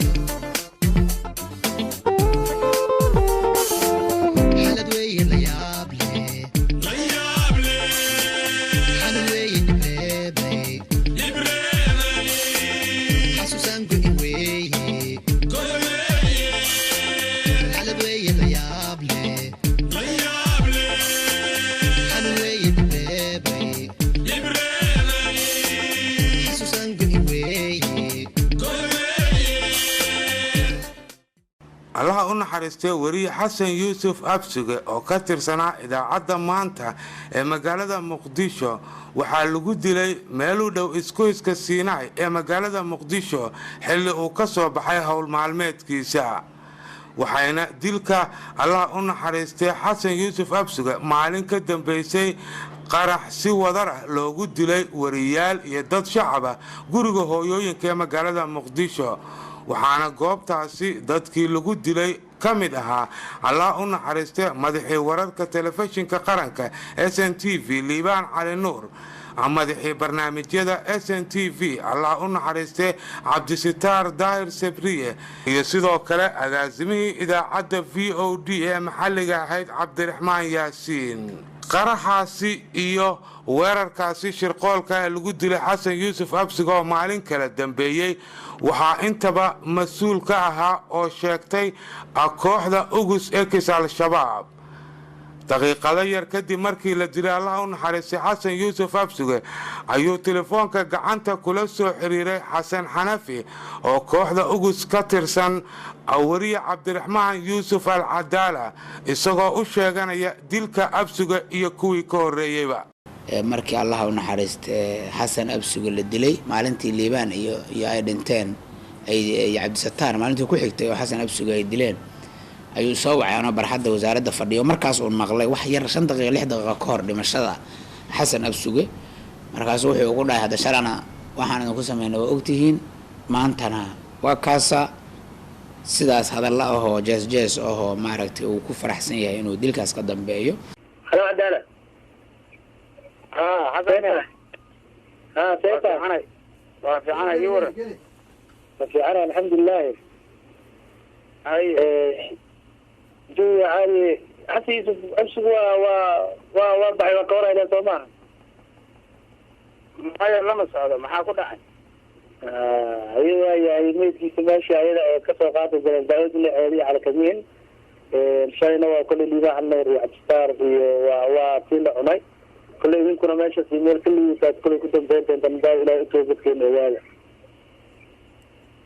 والله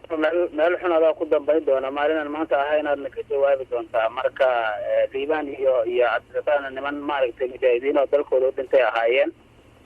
قفت على وقت يسوق كل أنت لكن وحرجينا مالنا عدالة دور ما كنت كتب واجد مالنا ما أنت هاينا هذا كتب واجد وأنت هذه عدالة دينا عدالة رجل ماشى كويدا وأسألكنا إن شاء الله لا تعاوض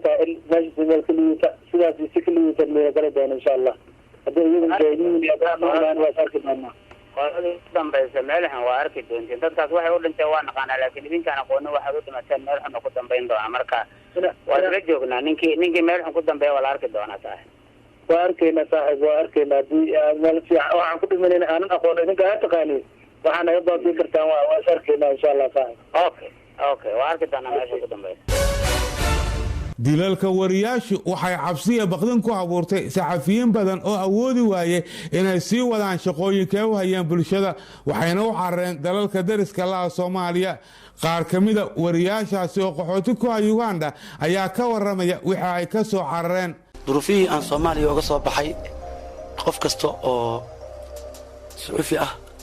ama wax garad ama aqoon-yahan ah waa miduu ka dharagsan yahay dhibaatooyin iska muuqda jira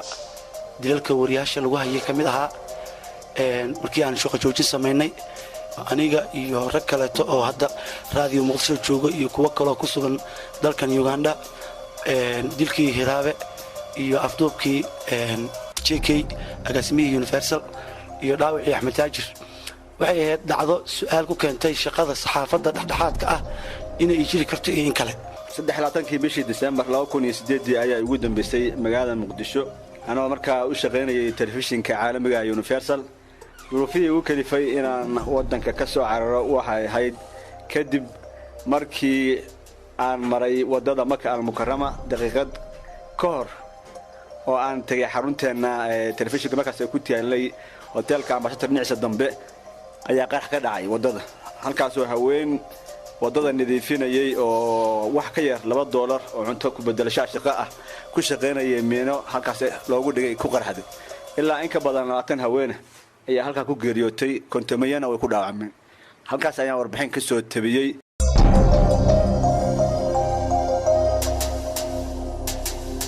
kansoko wariyaasha la dilay waxaa jiray wariyaal kale oo la dhaawacay kuwaas oo ay ka mid ahaayeen wariye Maxamed Shariif wariye Muxidiin Xusni iyo wariye Xasan Matoore waxa uu Xasan ka sheekeynayaa wuxuu ka ogaa weeraradii lagu dhaawacay wariyaashan Maxamed Shariif hadda wuxuu shaqeeyaa raadiyo barkulan ayaan rajaynayaa raadiyo barkulan al-shabaab waxay aaminsan yihiin waxa ay tahay in ay leedahay ciidamada African Mission in Soomaaliya ama AMISOM marka la soo gaabiyo loo yaqaano nin la yiraahdo Aadan Gaaldile ayaa soo wacay asaguna ugu yiri Maxamed Shariif iyo nin la yiraahdo in Shabeelle asagana u shaqeynay oo hadda ugu soo warama magaalada Baydhabo magaciisa Abjool hadda ma xasuusto oo la dhaawacay asaguna oo reer Baydhabo ahaa labadaasba waxay soo wacay Aadan Gaaldile محسن حسني يا معدين حسني labadaas ban ninka leeyahay Aadan Gaaldile ayaa soo wacay ina sheeg Xasan Matoor warbaahinta qaranka ayuu u shaqeeyaa ayaan rajaynayaa wakiil wareed markaas uma shaqeynaynin laakiin hadda inuu u shaqeeyaan mar soo warar ana daawanayo TV-ga qaranka la soo deeyaan arkay asoo soo deynaya waxa xaqiiqo ah in ay al-shabaab dileen sababka ay ku dileenna waxaan ku xaqiijinayaa in ay tahay in uu murtad yahay xabada ay ugu fureen oo bistoolad xabadu waxay rabeen dhinaca wadnaha inay kaga dhuftaan ilaahay iga badbaadiyay oo naaska korkiisa iga dhacday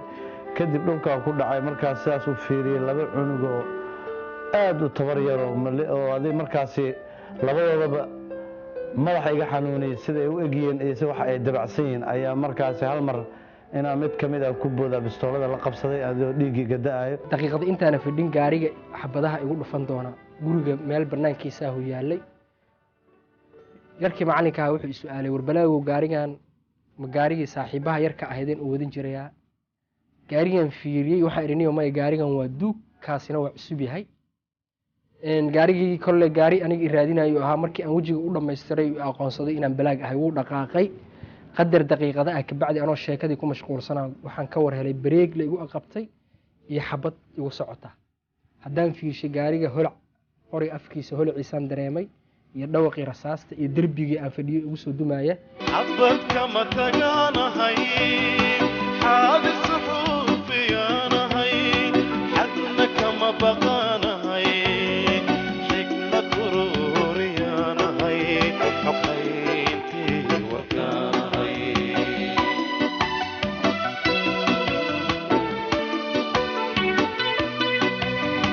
xabad kama tagaanahay xaadi suxuufiyaanahay xadna kama baqaanahay xikmad ururiyaanahay xoqayntii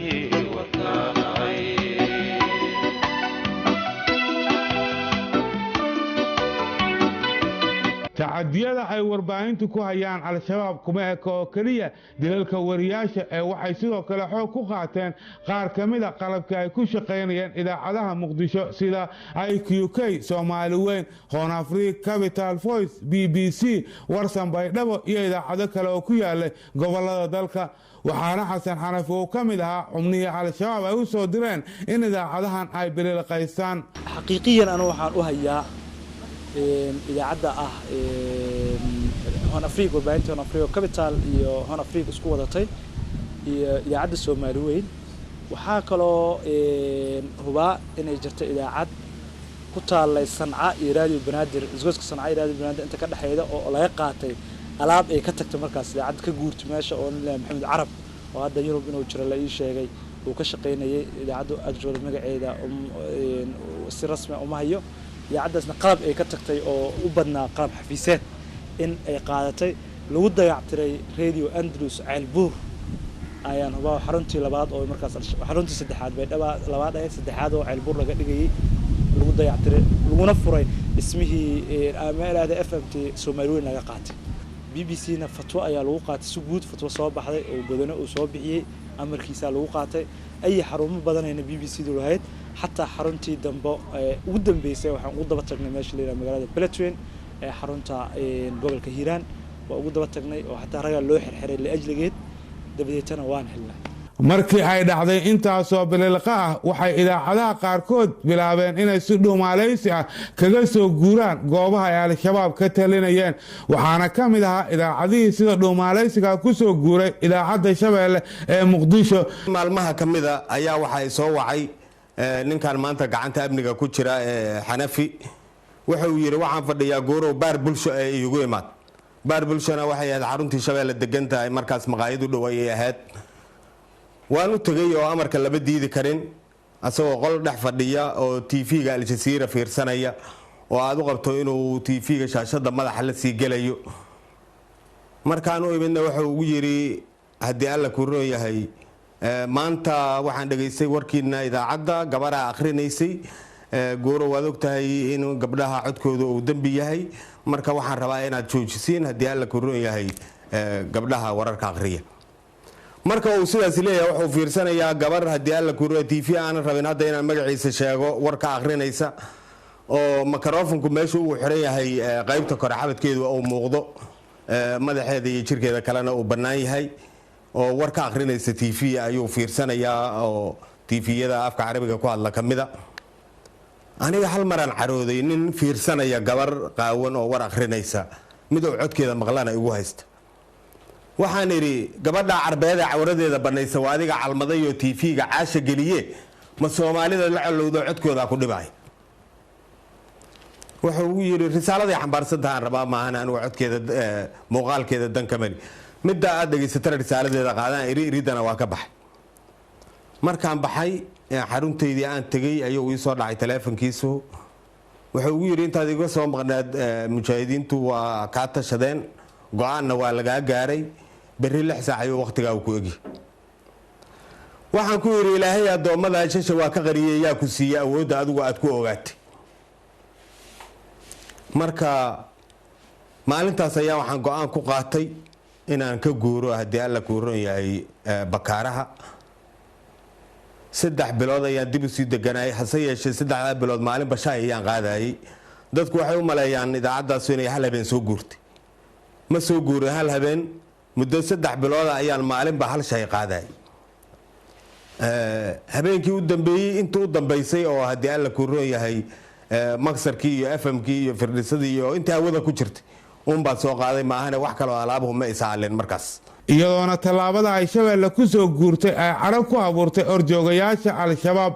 waa kan Axmed Cali Gees oo kamid ahaa horjoogayaashii waqtigaasi al-shabaab oo diinta ka saaray Shabeelle iyo shaqaalaheeda xilli uu telefoon u soo diray Abwaan Guure oo waqtigaasi ahaa agaasimihii Shabeelle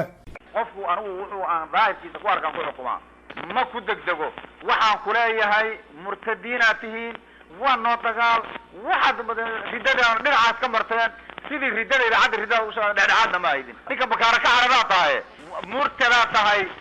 munaafiqa oo saariqa hata anaa kugu xukumay dhulkii muslimkaad isku aamini weyday xeradii gaaradaad gashay oo aadan idaacad dhexdhexaadeen sida riddada idaacadda riddada inaad u shaqaynaydo waa ilaahay xamdigiis waaye yaa ayuha aladiina aamanuu in tudiicu aladiina kafaruu yaruduukum calaa caqaabikum fatanqalibuu khaasiriina gaaraad adeecday muslimkiina waad ka carartay midda labaad waman yatawallaw minkum fa innahu minhum taasaad ku ridowday labada mata saddexa fa xukma aljaahiliyati yabquuna waman axsanu xukman liqowmin yuuqinuuna xukun daaquud ah oo cilmaani ah ayaad hoos gashay kii muslimkana waa ka carartay yaab lay ahayd barkii xasan cali gees waan aqeenay haddii alla ku roon yahay weliba markaas ka hor wuxuu iska dhigi jiray odayaashii midnimada beelaha hawiye inuu ka mid yahay marka hal mar unbuu isbedelay oo ninkii waxaan aragnay haddii alla ku roon yahay maalin kastaba warkii idaacadda ka baxataa duubayo idaacaddii dhitigaraynayo haddii alla ku roon yahay dhegaysanayo saacad noo soo wacayo dhahayo warkaan aad hadda sheegteen sidaasaa loo qaadan karaa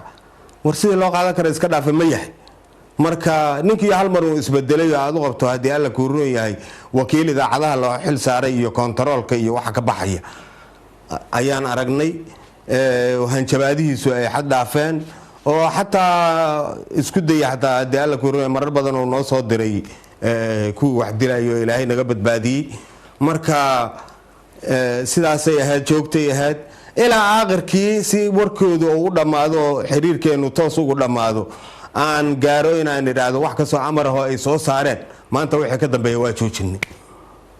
maalintaas ayaan ammaan ka helay intii ka horeysay hanjabaada iyo digdigta iyo dhaarta iyo weerarkuba joogtay ahaayeen kooxda xusbul islaam iyo al-shabaab oo afkaar ahaan iska agdhowaa ayaa mamnuucay inay idaacadaha sii daayaan shanqaraha astaamaha u ah idaacadaha iyo suugaanta soomaalida waxayna taa beddelkeeda amreen in idaacaduhu ay baahiyaan nashiidooyin carabi ah dhammaan idaacadaha maxalligaana amarkaasi u hoggaansameen marka laga reebo raadiyo muqdisho codka jamhuuriyadda soomaaliya marka saxaafadda waxaan amraynaa ama faraynaa amar cadna ku bixinaynaa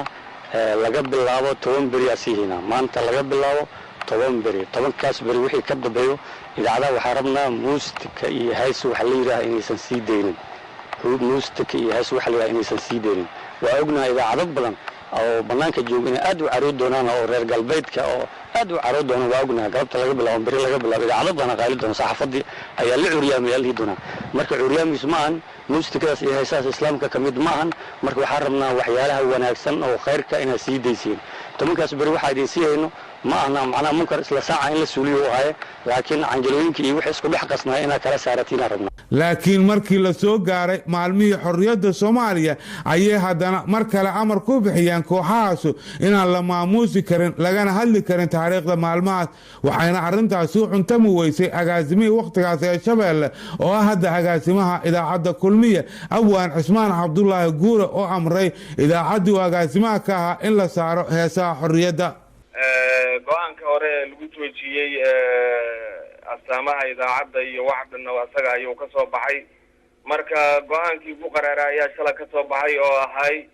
lama xusi karo kowda luuliya ama lama sheegi karo ama lama soo hadal qaadi karo midaas oo aan u aragnay mid lagu inkirayo jiritaanka Soomaalida annaguna waxaan nahay saxaafad madax bannaan oo u shaqeysa ummadda Soomaaliyeed sidaa darteed waxaan u aragnay go-aankaas inuusan ahayn mid la fuli karo marka qof aad go-aankiisii fuli weysana kiisii hore ma fuli kartid sidaa darteed go-aamadii ka soo baxay macalixaasha oo aan u aragno kuwo keligii asaga ku kooban inay yihiin waxaan garanay inaanaan fuli karin dhammaantood dhammaan maamul iyo shaqaalaba inta joogta Shabeelle waa ay ku faraxsan tahay go-aanka aan qaadan waa maalin muran iyo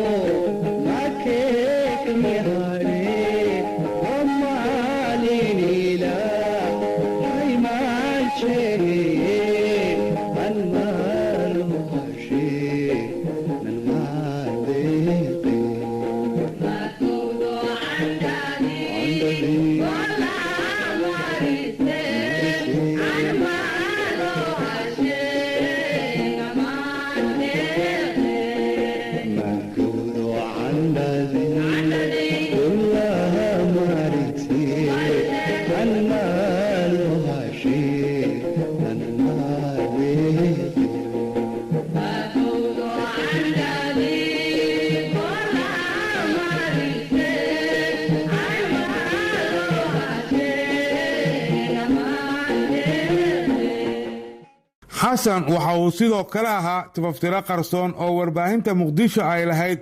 waxaana uu ku maamulayay idaacadaha maxalliga cagajuglayn joogtaa oo ay barbar socotay inuu qaarajiyo kii ka madax adayga cagajuglayntaas waxa uu sidoo kale xasan xanafi ku soo xiri jiray idaacadaha goobjoogayaal ka warbixiya meelaha ay wax ka dhacayaan kuwaasoo ka mid ah maleeshiyaadkooda oo iska dhigaya shacab ka agdhow goobtaasi. anigu waxa aan sameeyey adigu oo wariya waxa u baahan tahay cid aniga iga madax bannaan oo kuu xaqiijiso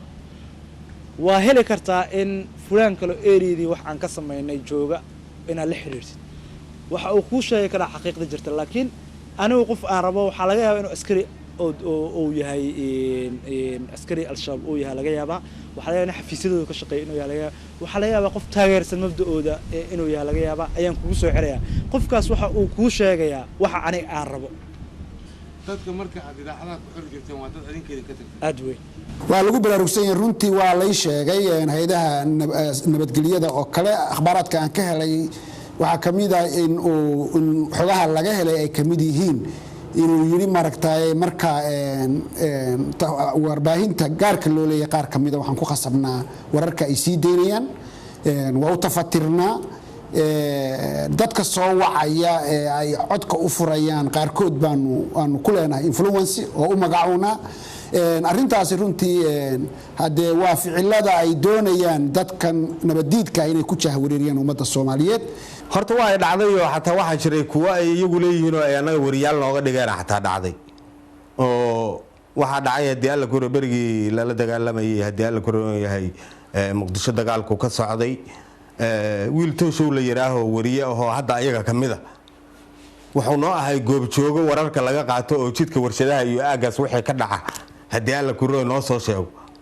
ilaa aan kadib ogaanay inuu yahay haddii alla kuro xiban ayaga ka mid ahoo u shaqeeya marka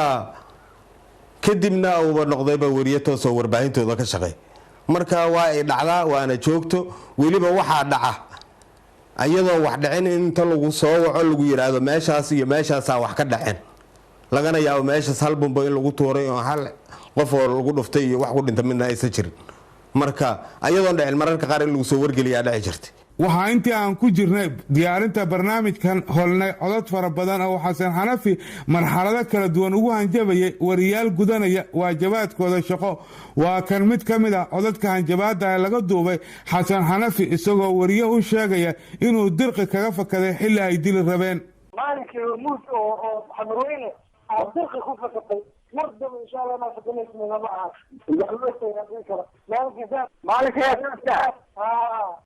xasan xanafi oo ku jira gacanta nisa waxaan u helnay wakhti badan oo aan kula sheekayso waxaana xasan intii aan la joogay waxyaabaha iga fajiciya ka mid ahaa inuu i weydiistay sigaar waxaana uga qaaday qof iga agdhowa markaasi bal si aan u ogaado waxa uu ku samaynayo wuxuuna shitay xasan xabad sigaar beensal ah isagoo qiiq badan ka daynaya afka iyo sanka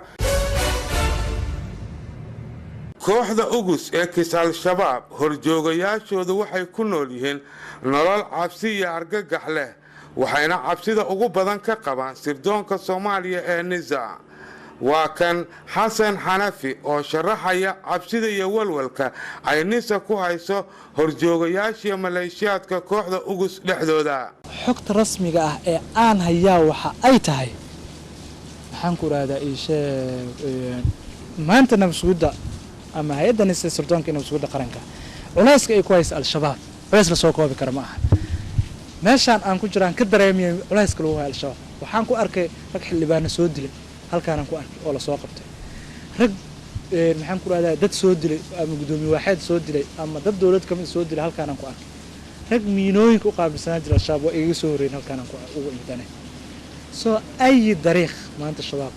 nisa waxa ay ku hayso culays ugu weyn ma jiro sidaasi la mida warbaahinta qaranka waxay iyana ku noqotay utun kooxdaasi ugus waana tan keentay in loo ciqaabo horjoogihii codkiisa laga maqlo warbaahinta qaranka oo inta badan raadisa codadka horjoogayaasha maleeshiyaadka kooxda ugus xasan xanafi oo ka mid ah horjoogayaal ka tirsanaa kooxda ugus oo tiro ka dhowr jeer ay codad ka qabatay warbaahinta qaranka ayaa sharaxaya xaaladaasu dareenka ay ka dhex abuurtay kooxda ugus iyo isaga lafahantiisa dhibaatooyinkii ka soo wajahay wallaahi naxdin uma dhinno qof al-shabaab ah in cod dowladdu ay warbaahinteeda ku qabato naxdin uma dhinno waxa uu ka naxayn codkiisa ma aha waxa uu ka naxay waa culays la saarayo way codkaada lagaga qabtay codad badan in ay iga qabato waa ogahay si saaxiibtinimo iyo si guud dad badan soo wacayna codad badan ay iga qabteen waa xasuusanahay culayska al-shabaab aan kala kulmayay wax inta ku yaala ma ahayn ziyaadan kala kulmayay heer godone anoo joogo galguduud oo soo waco oo yidhaahdo inuu soo mara xafiiskiisa oo yidhaahdo ha yimaado shabeellada hoose aa imaado shirgoona oo la yeesho wayniyo xasan xanafi intii aan la joogay waxaan ku arkay isbeddel dhinaca muuqaalkiisa ku yimid markii iigu dambaysay wakhtigii uu ahaa saxafi ka shaqeeya magaaladan muqdisho waxaa xasan hadda ka muuqanayay dhaawacyo kuwaas oo sida la rumaysan yahay ka soo gaaray dagaallo dhowra oo ka dhacay magaalada muqdisho waxaan isaga lafahaantiisa weydiiyey xasan dhaawaca ugu ballaaran ee wejigiisa ka muuqda wakhtiga uu gaaray iyo sida uu dhacay dhaawacan wuxuu u gaaray insaan qiyaasay sanadkii 2011 markii ciidamada Burundi ay damcayeen inay Beni la galaan kuwii gulid jalsiyaad ka dhaqaaqay Burundi faraha badan maxaan ku raadaa isha lagu leeynay ayaan maxaan ku raadaa isha oo gaaray hoobi inuu ahaayaan rajeynaya oo aan aaminsanahay hoobiyahaas aan ugu dhacay koox yar oo dacayadu sameeya al-shabaab waxay ku naqdiyaan waraysiyada aan qaado inay yihiin kuwa lagu qasbo dadka aan waraysanayo oo loo geysto jirdil iyo wixii la mid ah waxaan haddaba hordhigay xasan xanafi in lagu qasbay waraysigan uu siinayo iyo inay jirto jirdil loo geystay si uu sheegto waxaan jirin halkaa qol number 4 la yiraahdo room 4 la yiraahdo ka deganahay waa la soo baxay waxa isdhaafsanan inayna jirin marka laga reebo in qorshuhu uu yahay sida tan ha iyo may toonana maxaan ku raadaa ii sheeg ma dhihin ha baan soo irin may toona soo maanan oran soo jirdil wax la yiraahdo ma geysan mana la geysan doosan dhalinyartu waxaan u sheegayaa meeshu saad u moodiin ma ahaanay si u taala ila arko yoonis waa magac afgarashaha oo ay kooxda al-shabaab u yaqaanaan waana shakhsiga bedelay xasan xanafi marka uu ku fashilmay wariyaasha yoonis wariyaashu ma aqoon ka hor dilkii Siciid Tahliil laakiin markii la dilay Siciid ay wariyaashu sas ka qaadeen xasan ayay kooxdu yoonis u xil saartay inuu la macaamilo warbaahinta haddaba yoonis waa kuma sirdoonka Soomaaliya ayaa intii aan ku jiray diyaarinta barnaamijkan igu caawiyay sawirka yoonis oo aan horey loo hayn waxaana markiiba aan tusay sawirkaasi xasan xanafi oo aan weydiiyey inuu yaqaan iyo in kale wuxuuna xasan xanafi ku jawaabay yoonis si fiican u qana yoonis waxa weeyaan hadda anigu noola ii dhintay ma kala garanayo laakiin markii war dambeeyay galguduud joogay ceelbuur joogay dabadeed galhareeriyo joogay qoryooliyo mar yimid aan isku aragnay intaanan bixin ka hor maxaan ku raadaa isha soo sii socda galguduud yoonis hadda waxa weeyaan mas'uulka meeshii aan joogo shalay xiriirka al-shabaab iyo warbaahinta u dhaxeeya ama maxalliga ama international aadaan ama kuwada ha ahaadaan maxaan ku raadaa isha mas'uulkooda weeyaan asoo naa'ibka ama ku-xigeenka maktabka iclaamka amiirkooda ah yoonis markii uu la wareegay xafiiska warbaahinta al-shabaab waxa uu bilaabay isna in sidii xasan uu wariyaasha handado waxaana ka mid ahaa wariyaashii u hanjabay allah u naxariistay liibaan cali nuur oo markaasi ka shaqaynayay idaacadda maxalliga Simba laakiin markii dambe cabsi uu ka qabo yoonis ugu soo biiray warbaahinta qaranka waxaana yoonis iyo liibaan dhex maray sheekadan halo yoonis niyo noo sheeg arrintan waxaan rabnaa inaan wax ka sheegne ana wax way sheegnaa daawno ya daawno ku kaxsanaysaa maxaa dhacay waxaan ku weydiiyey xal markaa wareysanaysay maxaa la ii sheeg qaylo Afrika ku handilay miya aniga wuxuu igu handida Afrika iska quseeya idaacad la magac idaacad la macnaha ii sheeg wax loo sheegay oo xisbul islaam sheegeen iyo Djibouti maxaa iska quseey niyo yoonis oo anaga dhan si kala noocay saaxiibo wallahi bidaat adini wallahi ma si kala ku arka adina dhanku ku sheegin Abdulaziz Afrika oo maadsan dhiiridiisa haddii cadowgiisa maqlaan geedahay ka baxaan ninkan codkiisa hadday maqlaan geedaha ay ka baxaan waa dambadaan aad buu maadsan yahay dowladda dowladda Soomaaliya waxa ay dul saartay madaxiisa horjooga Yunis adduun dhan $30,000 cidii keenta macluumaad ku aadan sidii loo soo qaban lahaa horjoogahaas Yunis oo wixii ka dambeeyay Xasan Xanafi isagu mas'uul ka ah dilalka wariyaal ay ugu dambeysay Allah u naxariistay marxuumad Hindiye Xaaji Maxamed oo dabayaaqadii sanadkii tagay ay qarax gaarigeeda ugu xireen kooxda ugus kuwaas oo dadkii fuliyay ay ku jiraan gacanta nisa hase yeeshee maskaxda ka dambaysa wariye la dilo wixii ka dambeeyay markii Xasan Xanafi oo shaqadaasi ka wareegay waxa kooxda ugu xilsaarnaa Yunis oo hadda ay dowladda Soomaaliya abaalmarin lacageed oo $30,000 gaaraysa ku bixinayso soo qabashadiisa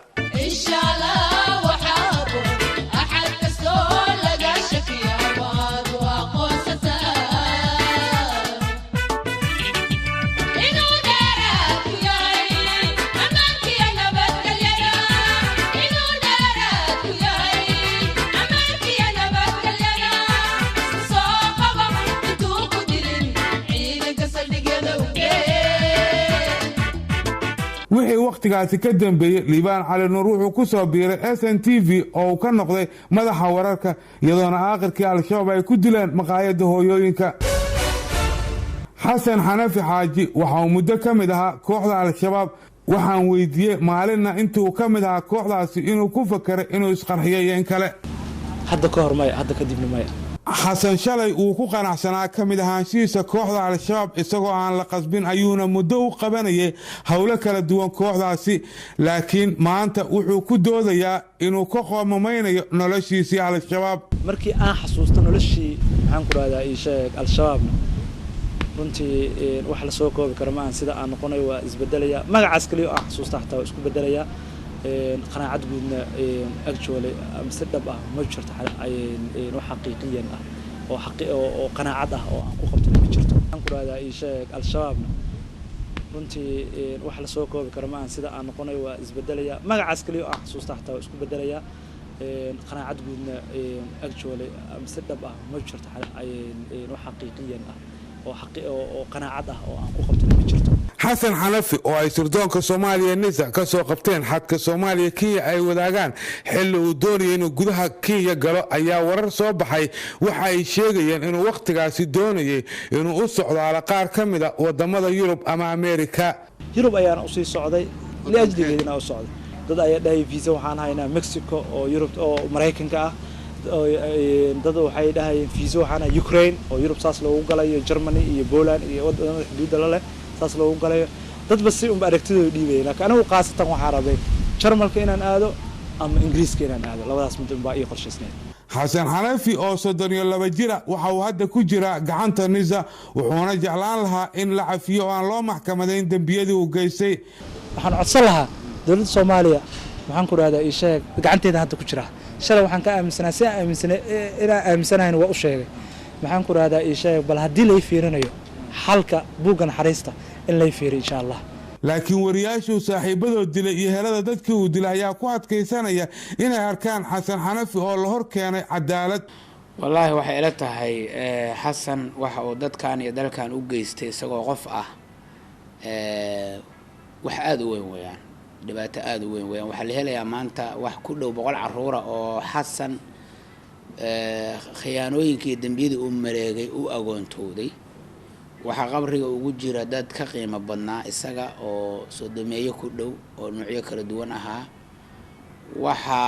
uu sabab u noqday in wadankan ay ka qaxaan dad ka badan 100 qof oo saxafiyiin anigu marka aragtida qof ahaaneed waxay tahay Xasan wuxuu mudan yahay waxa cadaaladdu ay qabto inuu maro oo cadaaladda la marsiiyo waxaan si caada markaan u ogaa inuu ka dambeeyay dilka la naxariistay Abi Saciid Axmed sanadii 2009 bishii labaad afarteeda oo aan arbacaha ku beegneed saacaduna ay 7:00 doornimo marka hadda waqtigan waqti uu cafis dalab badan ma aha anigu waxaan qabaa oo saxafiyiinta Soomaaliyeed ay qabaan in sharciga la marsiyo oo lagu xukumo dil toogasho si ay ugu waan qaataan kuwa kale dhagar qabayaasha wallahi kullee Xasan Xanafi aniga waxaan codsan lahaa wixii uu xaq u leeyahay oo maaragtay maxkamaday ku xukunto oo dembigu galay ah in laga jaasiyo kulle aniga taasay ila tahay sababto waxay tahay xasan dembi aan yareen uu galay qof walbana dembigu galay inuu maaragtay ciqaabteeda u helo wax meesha ku jira waan isleeyahay waxaanan codsanayaa oo aan in badan codsanayaa haddii alla ku roon yahay in la mariyo abaalkiisa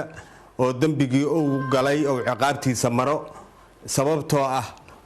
waa dilaa laayay dad badan marka weliba waxaan ku tali lahay inaan hal mar la dilin ee la dilo haddii alla ku roon yahay maalmo badan in la dilo ayaan ku tali lahay marka sharciga in la hor keeno waxaan qabaa in cadaaladda la mariyo haddii wax ku cadaadaan ninkaas wasiirka wasaaradda warfaafinta maxamed cabdi xayir maareeye ayaa ku dhawaaqay in dowladda Soomaaliya ay u diyaarinayso Xasan Xanafi inay horgeyso cadaaladda si loogu ciqaabo dunuubtii uu geystay. Xasan Xanafi waxa la horgeynaya cadaaladda dilalka badan ee uu geystay wuxuu ka tirsan yahay ururada nabadiidka ayuu ka tirsan yahay al-shabaab iyo al-qaacida ka tirsan yahay qofkii aan isi soo dhiibin isaga oo aan dembi gacanta kula jirin oo lagu qabto qaabka Xasan Xanafi oo kale isaga oo ku dhex jira dembiyadii oo intaas oo qof dilayna sharciga dawladda uga yaala waa in la horgeeyo sharciga oo ciqaabta uu mudan yahay la marsiyo marka isaga iyo kuwa kale gacan ku dhiglayaasha ka dambeeyay ficilkii ugu dambeeyay hadda liida ka dhacayay ee aad arkaysid sida loogu xasuuqay dadka shacabka caruurta maatada qoysaska dadaroosa wuxuu ka tirsan yahay Xasan Xanafi maragtay urur argagixisa oo aan naxariis lahayn oo dadka Soomaaliyeed diintooda iyo sharafkooda iyo dhiigooda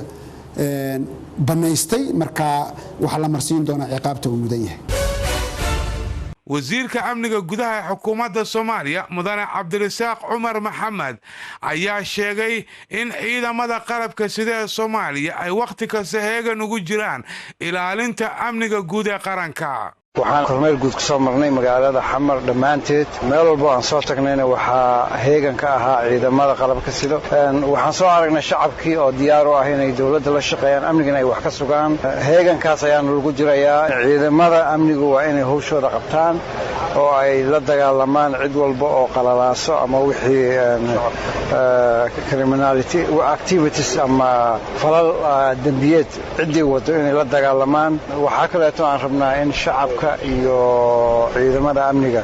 ay si fiican u wada shaqeeyaan dhinaca kale waxay hay'adda nabad sugidda iyo sirdoonka qaranka Soomaaliyeed NISA markii ugu horeysay soo saartay awaamiir ku aadan la xiriirida iyo macaamilka maleeshiyaadka kooxda ugus ee kisal shabaab war ka soo baxay NISA waxaa lagu sheegay in muwaadinkii lagu helo inuu telefoon kula xiriiray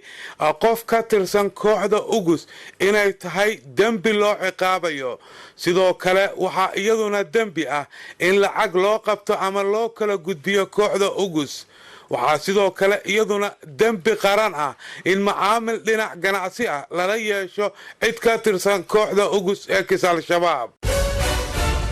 inkastoo dadkeenu dulmiga uu ka simayo dooxatadu xasuuqaan haddana waxa u sii daran duulkan habaaranay saxaafadda ma daayaan warbaahintuna ma daayaan dabley aan la garan baa saaka wariye dilay oo duugtiisa joognaa dadaalka iyo hawshana kama daali doonee dadweynuhu ogsoonow shacabkuna ma daayaan waayaaba yaa dilay maxaa wariye loo dilay ma la helay kuwii dilay hay-adaha duniduna u dulqaadan mayno iyo cambaarayn ma daayaan guud ahaan barnaamijkeennii dilaaga wariyaha oo uu ii farsameeyey kaameradana ii hayay saaxiibkay Moho Caraye waa naga intaa tan iyo intaan barnaamij midka lamida ku kulmayno nabaadiin iyo nooli kulanto. Assalaamu calaykum waraxmatullaahi wabarakaatu.